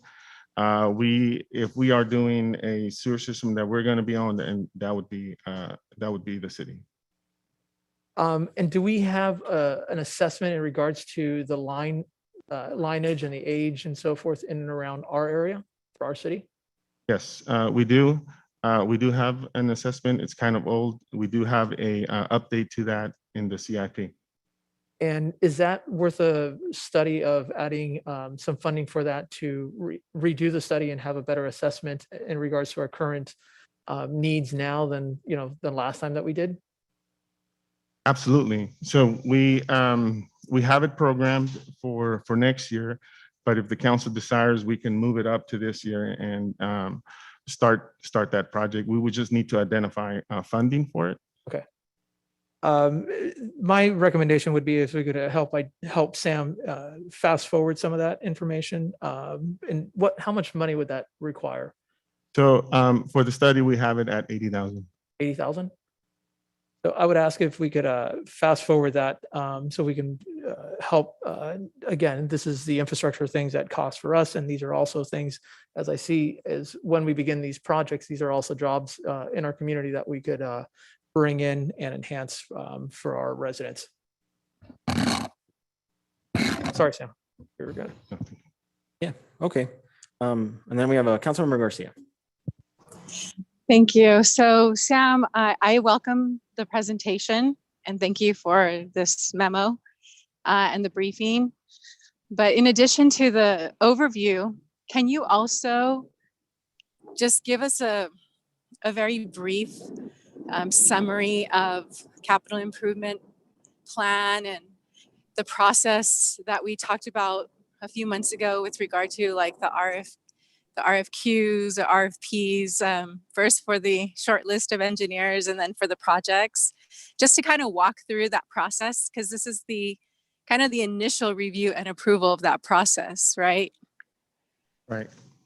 So I would just say if you could touch on that at some point in your presentation, just briefly, that would be helpful. Absolutely.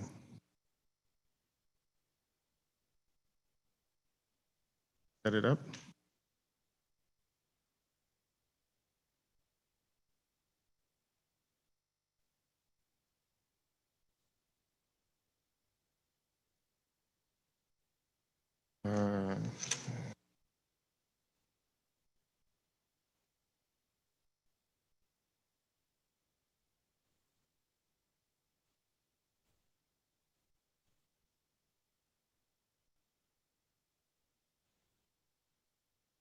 Okay, so I did prepare some notes and we're having some technical difficulty with the presentation. So let me just start like this. So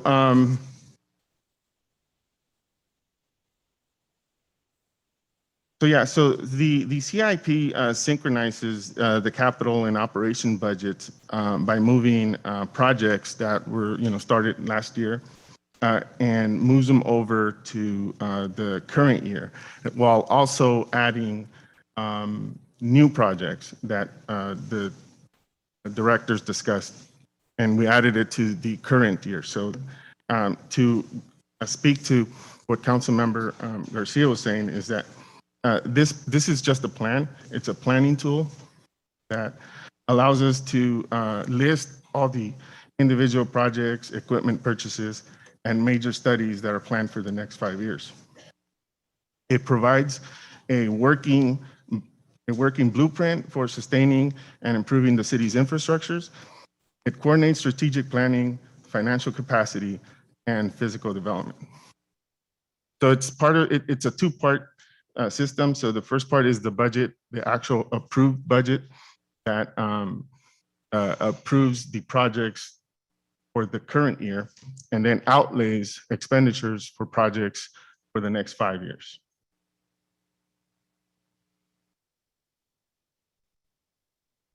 So as compared to the previous year, this year we have an increase of $7.7 million over year over year.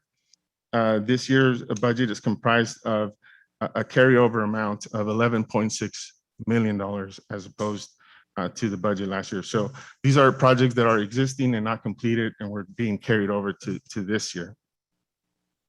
The new projects are largely funded by grant funds, special revenue funds, such as Measure W, and we are including a few of the ARPA projects that were approved at the previous meeting.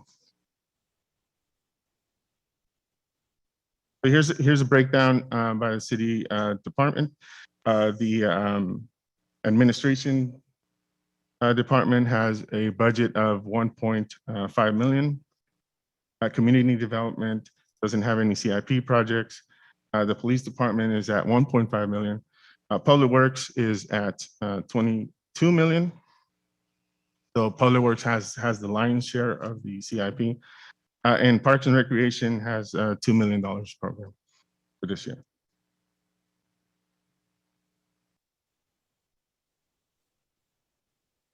So if the council doesn't have any questions at this point, I can start going over some and highlight some of the projects. This is not the exhaustive list. Of course, that list is attached to the staff report, but I did highlight some of the projects that other departments are working on. For example, the administration department is looking into upgrading the city from moving from an Exchange server to the new Microsoft 365 service. They're also looking into updating the phone system and upgrading that citywide. And they're going to be working on a website upgrade that includes a brand new website. The police department, they have a few projects here. They have the body and vehicle cameras. They have upgrades to the emergency operations center. Of course, we talked last week about the leasing program that has some patrol and detective and admin vehicles coming to them. And they're replacing their obsolete tasers, among the other projects you see there. Public Works, we were just talking about signals earlier. So we have a traffic signal at Olive and Main Avenue. We are working on a piece of land that we just obtained from Caltrans, is typically referred to as Roadside Park. We're looking into developing it into a nice park. Also, a long time in development, we have the Pacific Avenue rail crossing improvements. This is our first quiet zone related project. Big Dalton Wash Greenway. This is a sort of like connecting the bike path that we're working on along the San Gabriel and Ramona, the San Gabriel River and the Walnut Creek Wash, this is a connection that goes along the Big Dalton Wash, and it continues the bike path along there. We talked earlier about our Barnes Park Regional Project. This is our stormwater project that's going to be bringing a lot of water quality benefits to the city. And so we also have the Public Works Maintenance Yard feasibility study that was approved last week, among others. Parks and Recreations has they have the installation of new shade sails at Morgan and Hilda Solis Park.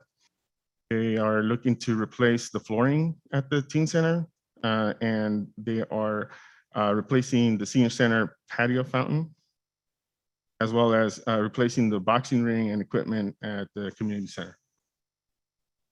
So these are just a few of the projects that are listed in the exhaustive list that we attached to the staff report. Just to highlight a few, all of the directors are here to speak to their particular list of projects if the council has any questions. Yeah, Councilmember Hernandez. Thank you. Chief, perhaps you can just share with us exactly what the upgrade to the Spellman module will do for you and your department.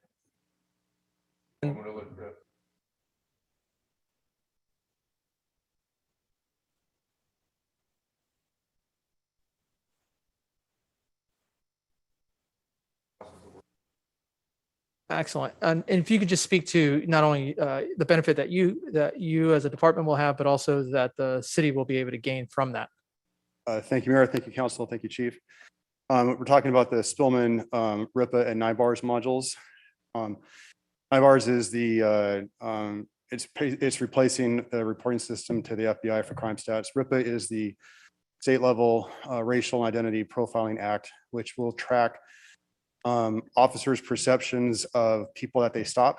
It'll track what the officer views that person in terms of their ethnicity, in terms of their sexual orientation, identity, and other factors like that, that will then be reported to the California Department of Justice.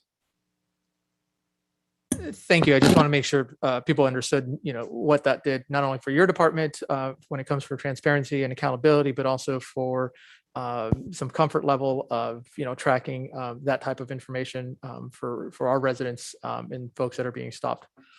Thank you. Thanks, sir.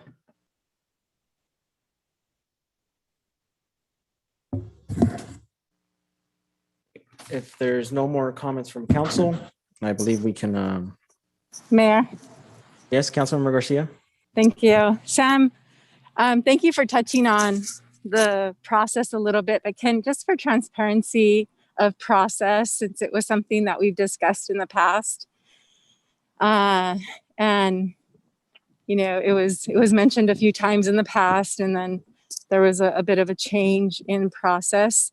Can you just touch on capital improvement program?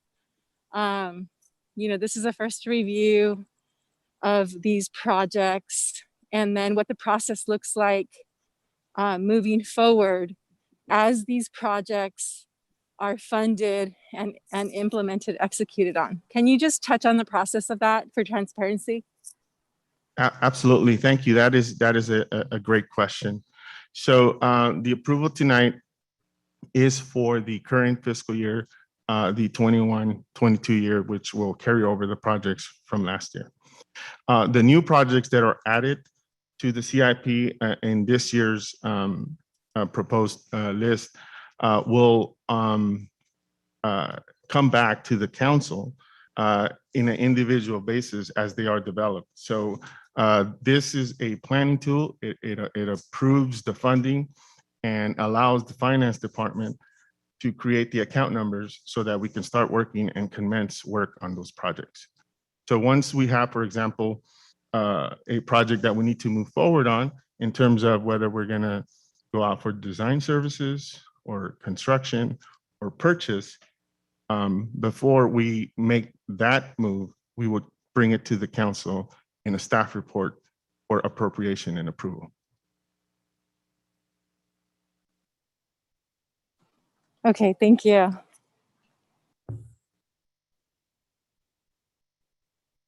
Great. So at this moment, I'll make a motion to approve the 5-year proposed city plan. That's item number 10. Can I get a second? With the additions as proposed, correct? Yes, with the Absolutely. proposed additions. Second.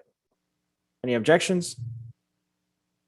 No, if not, then item 10 passes and we moved on to item number 11, and that is the proposed ordinance prohibiting the sale of flavored tobacco products. I don't know if city attorney, you want to start us off on this item? Yes, thank you, Mayor. As the council directed, we have drafted a very comprehensive ordinance banning literally every flavor. So as many of the people spoke about, there's a myriad of different flavors that you could list forever and ever. But our ordinance has language which essentially bans everything that is not tobacco flavored. So any other flavor than that is going to be banned. It's a very comprehensive ordinance banning every flavor. Want to make that very clear. I have been working at the direction of council with our other partners, Mrs. Cardenas from the Wellness Center and the Public Health Law Center. Mr. Long is a staff attorney there. We've taken suggestions from them. They provided an extraordinary amount of information that we've been able to incorporate into our ordinance to make it even stronger. The only reason that I brought this back today is because there are some items that I've been discussing with our partners and our friends that really are not directed towards the banning of the flavors, but more towards tobacco and adults per se. And I wasn't clear about whether or not the council wanted to include that in this ordinance banning flavored tobacco, because that really is, as all of the people have mentioned, that is geared towards minors, and that's something that's very important to everyone. These other items I'm going to mention to you are more geared towards adult and tobacco use, and we may want to tackle that in a different forum at a different time. And so I just wanted to make sure that was the council's direction before we brought this for final or for first reading, excuse me. Some of the things that I wanted to talk about are like locations of where we would possibly the city would bar tobacco products. Bars, pharmacies, things of that nature. But again, geared towards adults, right? Because an adult only going to be in a bar, another place of that nature. Also wanted to seek direction about whether we wanted to bar the total number of tobacco retailers in the city. Again, that's geared towards sort of the adult market because the adults have to buy tobaccos, or whether we wanted to look at the distance between retailers and things of that nature. Again, I think the ordinance banning the flavors is geared towards the children, and I know that was a very big priority for the council and for those that are here tonight. And so we may want to tackle these other issues in a different forum and with a different ordinance, but I did want to give the council that opportunity because I hadn't had a chance to talk with all of you about those particular items. So that's why I brought this forward sort of as a report of officers, Mayor. Thank you. Great, thank you. I think those are another I think those are also interesting points to bring up, and the fight against tobacco, but I think those are items that we might want to spend some time on, and we don't want to delay this ordinance. So having separate ordinances for each one, I think is a lot better, and it makes things more clear. So and then I'll open the floor to our council members if anybody has any comments on item number 11.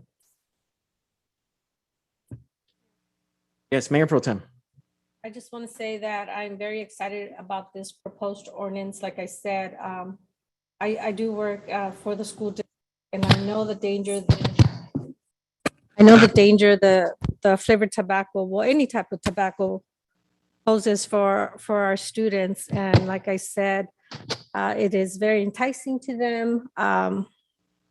Just like the commercials put it out there, and it's ridiculous how they entice our youth to taste this and just to get addicted to it. It creates a lot of behavior problems, learning disabilities. There's just a long list, as Christina knows, of problems that creates for our students. So I'm very much in favor of this ordinance because we need to protect our youth as much as possible. I know the points Robert made, you're right, those are for adults, and we do need to consider and focus on the children, on the youth, to make sure that they are being protected, and maybe in the future work on the rest of that. But I just wanted to say thank you, and I'm very much in favor of it. Councilmember Hernandez. And thank you, Mr. Mayor. I echo everyone's, comments so far. Robert, those three items or those few items that you brought up, I appreciate that. I think those are items that we can certainly have a discussion at a later time. I know this is something that folks in the, audience and our partners with Christina and others from the county and from the legal side have proposed, but I think currently, the ordinance that's in front of us speaks to a couple things. One is, I've had the opportunity to be working with Christina and the coalition for it seems like almost 12 months now, and this ordinance is essentially, as I'll call it, has been driven by the community, and more importantly, by the youth of our community, because it was their work and their effort that really did the initial investigation, working with the Wellness Center as some of our other partners to bring this item forward and to bring it to all of our attention. And as a result of that, we have a very, very stringent, very strict ordinance that I certainly believe 100% that this will protect our youth moving forward. I know that we've provided some opportunities for the businesses to make them aware of what we were doing. So I appreciate that with our, not only our city attorney and our general manager, because we wanted to make sure that, we weren't catching them blindsided. So we at least, did our due diligence of working with them and making them aware of, what we were attempting to do. But again, I certainly want to thank the youth that are not here, but I know they're listening today. You have been a driving effort and the driving force behind this ordinance. So I applaud you for all of everything that you've done and being involved in this. And I hope that this encourages you to be more involved in future issues, because again, this is solving a problem in our community that, I'll be very safe to say that wasn't something that we brought up on our own, but it was being driven by our community and our folks and our partners. So again, thank you for everything that you've done. I think this will show other cities of what it can be. And I know for a fact that other folks are looking at, how we did this so they could interpret and do something very similar to this in their own other cities in the San Gabriel and the Southeast cities. So thank you very much. I certainly support this 100%. Thank you, Mr. Mayor.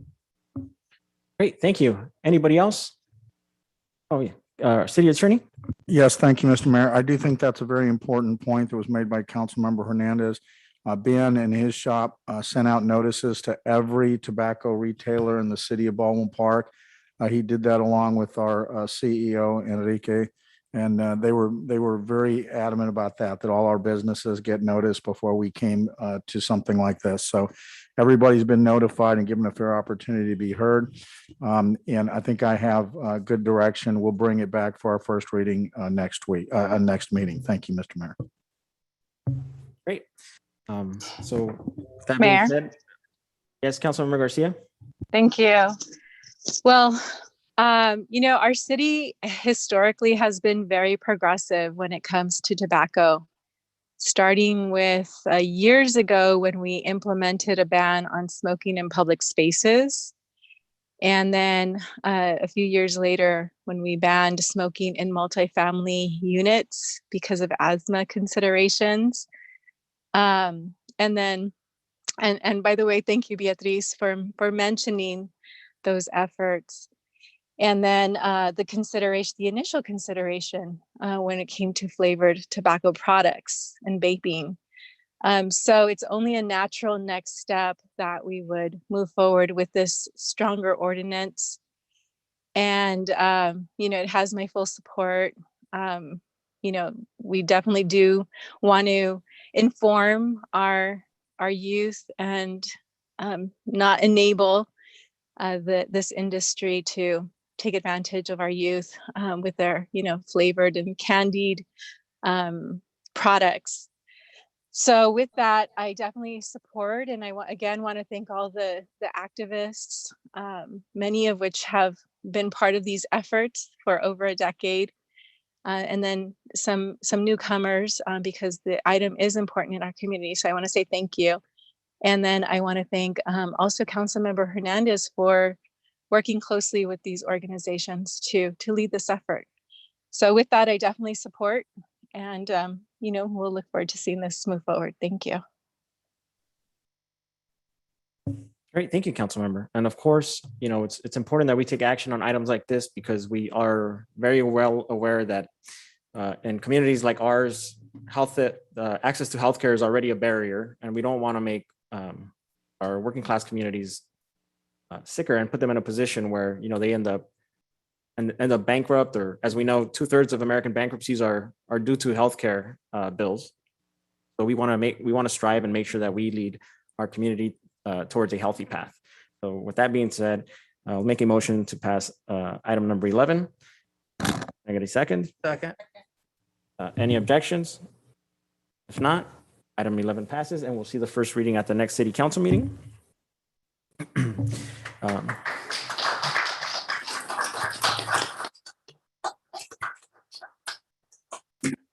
So that concludes our official city business, and now we can move on to our city council, city clerk, city treasurer, and staff requests and communications.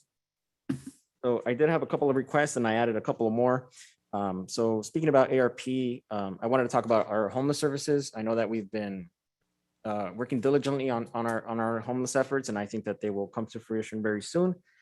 One of the things that is mentioned in the ARP is that we can focus on homeless services amongst the housing and other inequities during the pandemic. And so I want to make sure that staff does allocate some of these funds towards homeless services, and make sure, and also start thinking of ideas on what we can fund with these that isn't funded by other programs. So I know that we have vouchers, but some of those vouchers might not be able to be given to certain individuals. So maybe we can create a program where new vouchers can be given to those individuals. I know that I also want to see if I also want staff to bring back a report on best practices for overnight parking, to make sure that our constituents would be prioritized in such a program. And then looking at sewer access, I believe recently there was a resident who reached out to us who lives on a private street. Sam, I don't know if you remember the name of the street. Yes, I do. So she approached us recently by email, and she came here and had a meeting with us. This is Calino Street in the city of Baldwin Park. Great. And I think at the very least, the majority of the council is aware of that street. It's a private road, so it stops the city from being able to help them get away from the septic tanks and into our sewer. So one of the benefits of ARP funding is that you can do upgrades to sewer, and it doesn't have to be explicitly on public property. It does state that you can make these improvements on private property as well. And I believe that's been one of the issues, and I think that this is the perfect opportunity. From what I understand, the city has some almost practically ready plans. Is that correct? Yes, that is correct. So the city has, over the last, and I do mean decades, they've been working on trying to figure out how to bring sewer to that street. So we do have a set of plans that are shovel ready for sewer, storm drain, and street improvement. The use of public funds has always been the biggest hurdle. They will need to dedicate the street to the city in order for us to be able to use public funds to make those improvements. However, I think that you are correct that there is, something in the ARPA that would maybe allow it to be on private property to make those improvements, and we can do the research and study that further. Yeah, so I definitely would like for us to do the research, confirm, and if so, then we can bring that item and get working on that for that. It's a small community of those neighbors, right? And I think it's been affecting them during COVID as they're trying to stay home more often. And sometimes the septic use limits them. And then I did receive an email from the COG recently, and they are accepting letters of interest for extra funding for services from funds from the COG. So I wanted Manny to look into it. And if the programs that we're offering qualify for that extra funding, then we can sign a letter of interest and start seeing if we can get some of that funding here so we don't have to use our own funding and we can go further with it. And then as I mentioned earlier, I know that we're all worried about social distancing and but we want to run official city business in the right way. And we've talked about upgrading our chambers, and I believe that this brings the opportunity to upgrade our chambers, but also expand so that there is access to what's going on in here outside through visuals and audio, and of course some benches, some seating. So this way we are able to keep the distance in here, but people who would not fit here due to our limited capacity can still be near the chambers and still be a part of the meeting.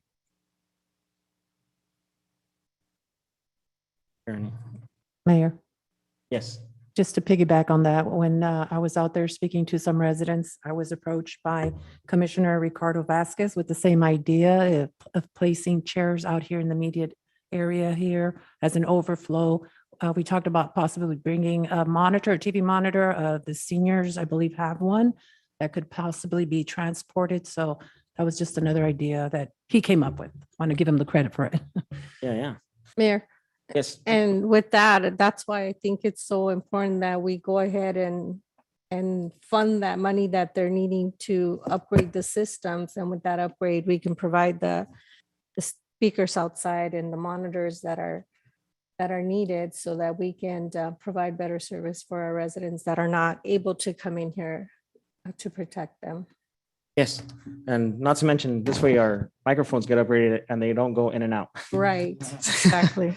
So, so Sam, I definitely want to, first, if council doesn't have any concerns regarding that, I think it's clear direction for you. Move forward with that. I know that we were talking about storage for city clerk, and we were kind of debating on where it could go.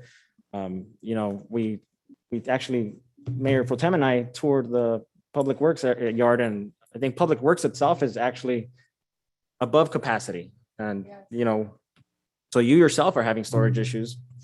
And so we've been thinking about a good location for it. I know that we've considered the third story, we've considered rooms within the hall itself. And I think one of the things that our staff can explore is actually the little parcel that belongs to the city, right adjacent where PD parks some of their excess vehicles. But I know PD is also out of storage and running out of space, so we can potentially create some space for city clerk and our PD. Mayor, I was going to ask something. You were talking about the sewer lines earlier. I know, Sam, is there other streets with that same situation that don't have sewer lines within our city limits and that are private? I'm sure there is, because there's quite a few little private streets, right? And so can we research those areas as well? I don't know how much funding we can allocate, but to see how many of those areas we can help out, because I'm sure they all run into the same situation, that they don't have a sewer lines and there's problems with their lines. Please. Yes, absolutely. We do have similar private streets. Elizabeth comes to mind, where they have a similar issue there. So that is a great idea, and I think we can start doing that research.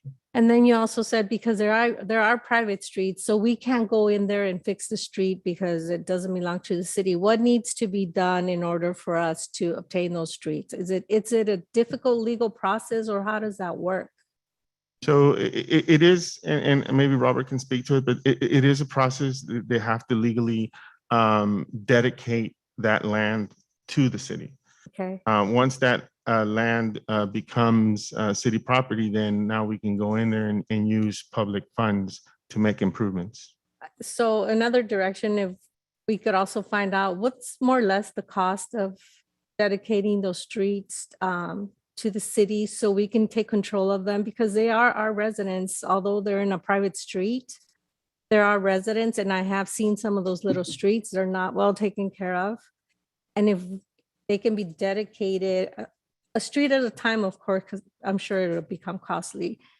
Dedicate a street at a time every budget so we can start fixing all of our streets and our residents don't have that type of problem. And it just doesn't seem fair to say to them, well, we can't fix your street because it's a private street, but yet there are residents and they pay taxes. So just doesn't make sense to me. So we can look into that, please. Yes, City Hi, Attorney. Mayor. In response to that question, Vice Mayor, there is a legal process. It's not that complicated. I mean, as Sam said, there's a process and, we've done that before. Sometimes the real problem is not all of the residents are willing to dedicate their part of the street. In fact, the one that we're talking about doing right now with the art funds, the reason why we have not done that before is because there's one resident that won't dedicate. And unless you get all of them, and I think in this case, there's 13 or 14 of them, unless you get all of them to dedicate their portion of the street, you really can't do it. So sometimes that's a little bit of an impediment regarding getting everybody on board to actually dedicate it to the city rather than the process of dedication itself. So this is when the good sales pitch comes in, you let them know all the benefits of doing that. That way now it belongs to the city and we're responsible for maintaining that. I'm sure they understand all of that. They would be more willing to. Just having those conversations so they can understand what it needs to be done so we can make sure that their streets have lighting, have a good pavement and, are walkable for them. That's all we need to do, or try at least. Yeah, and I think there has been some issues in the past. I know Ben was involved where they're very adamant about the street. But if the residents are willing to work with us, I think the city should take that as an opportunity to help them out for the long run. And I did have one more comment, and I think I've talked to our CEO about this. And one of the things I've put a lot of thought into is that our city executive team is not structured in a general way the way the rest of the cities are structured around us. And so I believe that might be because, from my understanding, we didn't have a city manager in the early 90s. So there was only an executive team. And so the executive team reported to our council. We now have a city manager, but I believe that under the ordinance or the structure that we have, our executive team still reports to the council and not exactly to our city manager. And I think that kind of might be leaving some room for problems or miscommunication. I would like our staff to bring us a staff report, see what other cities are doing, maybe get best practices and maybe even a legal view on pros and cons to our system compared to others. And that was my list. So if any other council members have any questions, comments? Mr. Mayor, I actually have a request. Yes, Councilmember Hernandez. Thank you. Appreciate it, Mr. Mayor. And this is for staff, probably for Sam, is if we can do an assessment, using the ARP funds in regards to the Wi-Fi, doing a Wi-Fi mesh in and around our city facilities, but specifically our parks, to see what we can do to help enhance some free Wi-Fi, to our residents. Again, we now live in a digital world. So that's just another way of how people could help, experience the outdoors, being connected, which sounds, oxymoron, but if we can just kind of look at that and provide us a roadmap of what that would look like for expenditures for future CIP. So if we can just look at that, we'd appreciate that. Thank you. That's all, Mr. Mayor. I have one more thing. Yes, Mayor Pro Tem. Yes, thank you. Report or let us know what our grant processes are. How are we doing in the grant writing and how much money are we actually getting from these grants? I want to make sure that we're getting as much money as possible from the grants and that we're getting the best service possible. So if you can give me a report of how much grant money we've received the last few years, it's Same person? Do you know if it's the same person doing our grants? Is it one person, two companies? Have any idea? Yeah, so it's various partners. So we do have a retainer, a California consultant who does a lot of our grants. My shop in particular, we go after our own grants. We do some of our own grant writing, and we've been successful doing that over the years. So it depends. And over the last 5 years, it's been a mixture of us getting our own grants and other other agencies helping us. So that's great to know. I would like to see the comparison. You doing your own grants, how much money are you getting on these grants or submissions, and how much the companies that we have writing the grants, how much money are they providing? And what are they really seeking all the grants possible out there, or are they just limiting, certain amounts? So I want them to be able to seek as many grants as possible for our city. Give me a report. We can have a clear amount dollar of how much we're doing for our city. I was going to say, Mayor Pro Tem, that my impression as of now is that California Consulting could do a lot more for us. I think we've been limiting ourselves, perhaps, because we know it's going to cost us money to pay them, but we want to make sure that we don't lose out on grants just because we don't have the ability to pay them for the service. So I think we will look at that as well. Thank you. I appreciate it. Great. Mayor, if I may? Yes, Councilmember Damian. Thank you, Mayor. And I apologize for this because I received notification from Senator Susan Rubio's office after the agenda posted about funding that is available. It is to my understanding that the availability of the funding is for a limited time only. I don't want to lose the funding if we're able to receive it. So I would like to give direction to staff so that they can position the city to receive the funding recently made available by the state of California for the creation of open space through the efforts of Senator Susan Rubio's office. You know what the amount of money is, Councilman Damian? Yeah, I believe it's $6 million.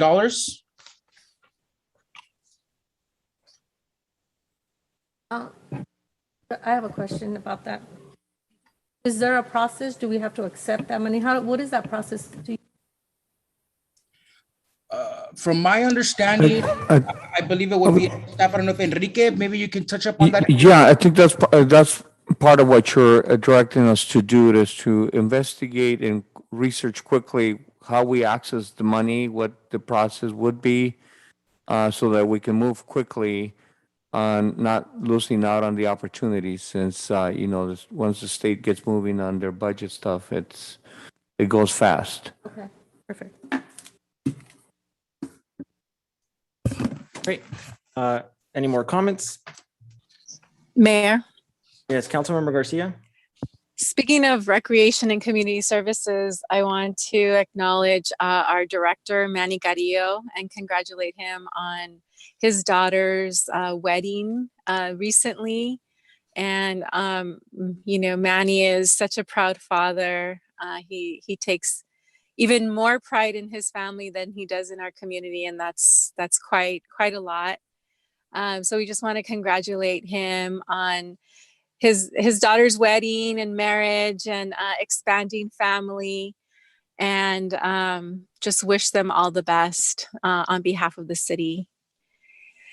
And then second, I did want to mention that I received a text message from Ana Estevez. And if you recall, Ana lost her son very tragically. She grew up in Baldwin Park, attended Baldwin Park High School. Her family lived on Main Avenue. And she was the mother of a beautiful young child who unfortunately was murdered by his father. And so she's been a very strong activist when it comes to, crime against children and domestic violence and so forth. She did ask if she could come before the council to give a presentation. And it's regarding the DA's office. I did tell her that we don't take any political positions historically, but I think we would be open to at least hearing her, her presentation and what other cities have done with regard to her presentation and her activism. So I just wanted to mention that here because, she did reach out, and I don't know if she reached out to any of you, but I was going to go ahead and put her on the agenda. Again, informing her that we don't typically historically take political positions when it comes to specific offices. So anyway, just wanted to run that by all of you and get your thoughts and, put that on the agenda perhaps at the next meeting. The other thing I did want to ask Robert, because we were talking about Colino and Elizabeth and some of these private streets. And is there a way that we can change the ordinance that requires 100% of the property owners to approve the dedication of the private street, or can we go with the percentage? Let's say That's like an 75%. interesting question, 60%. Councilmember Garcia, in terms of if we didn't have 100% of the street, then we could do work on the part of the street that we owned, but we couldn't do work on a part of the street that we didn't own. And whether or not that would prevent us from actually putting in a storm drain or what we could or couldn't do. I'm sure it's something that I could work with Sam on to get you an answer to that. But it's an interesting question. And a lot of it would depend on, I think, how much of the street we actually owned. For example, in the current street, what's the name of the street with the art project? Colino. Colina. With Colina, you had one property owner on one side of the street that owned several different lots. And then you had the other property owners on the other side of the street that comprised multiple property owners. So there's one property owner on this side of the street. He's the one that didn't want to dedicate. So we literally lost that whole half of the street. And we only had the people on this half of the street.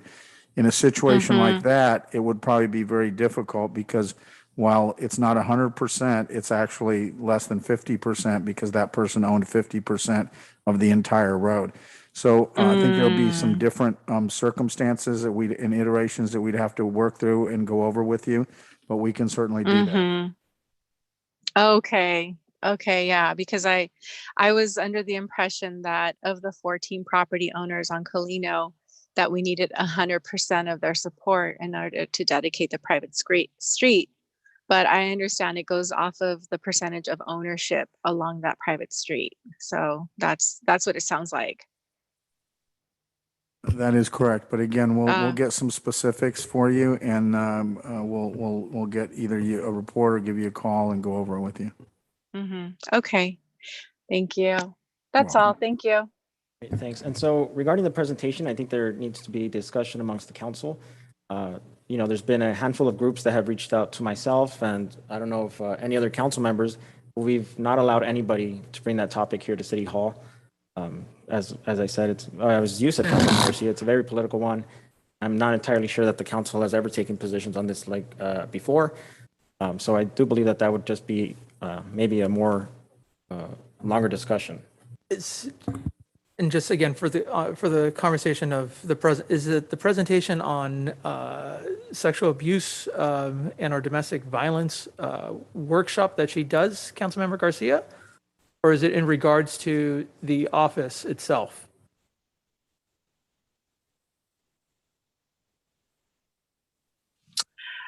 I couldn't tell you because I didn't ask for her specifics. All I know is that she's given a presentation to more than 26 cities. And so it would be more of a receive and file versus a receive and take action.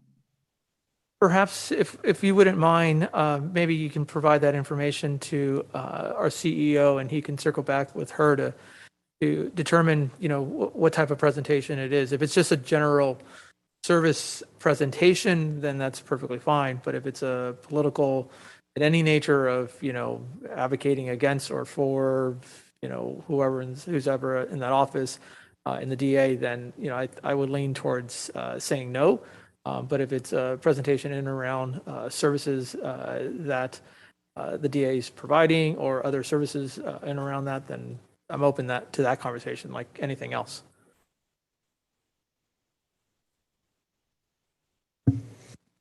Right, okay. So at this point, I believe we are done with our comments. I will make a motion to adjourn. Can I get a second? Any objections? No, not city, meeting adjourned. Good night, everybody. Good night. Good night, everybody.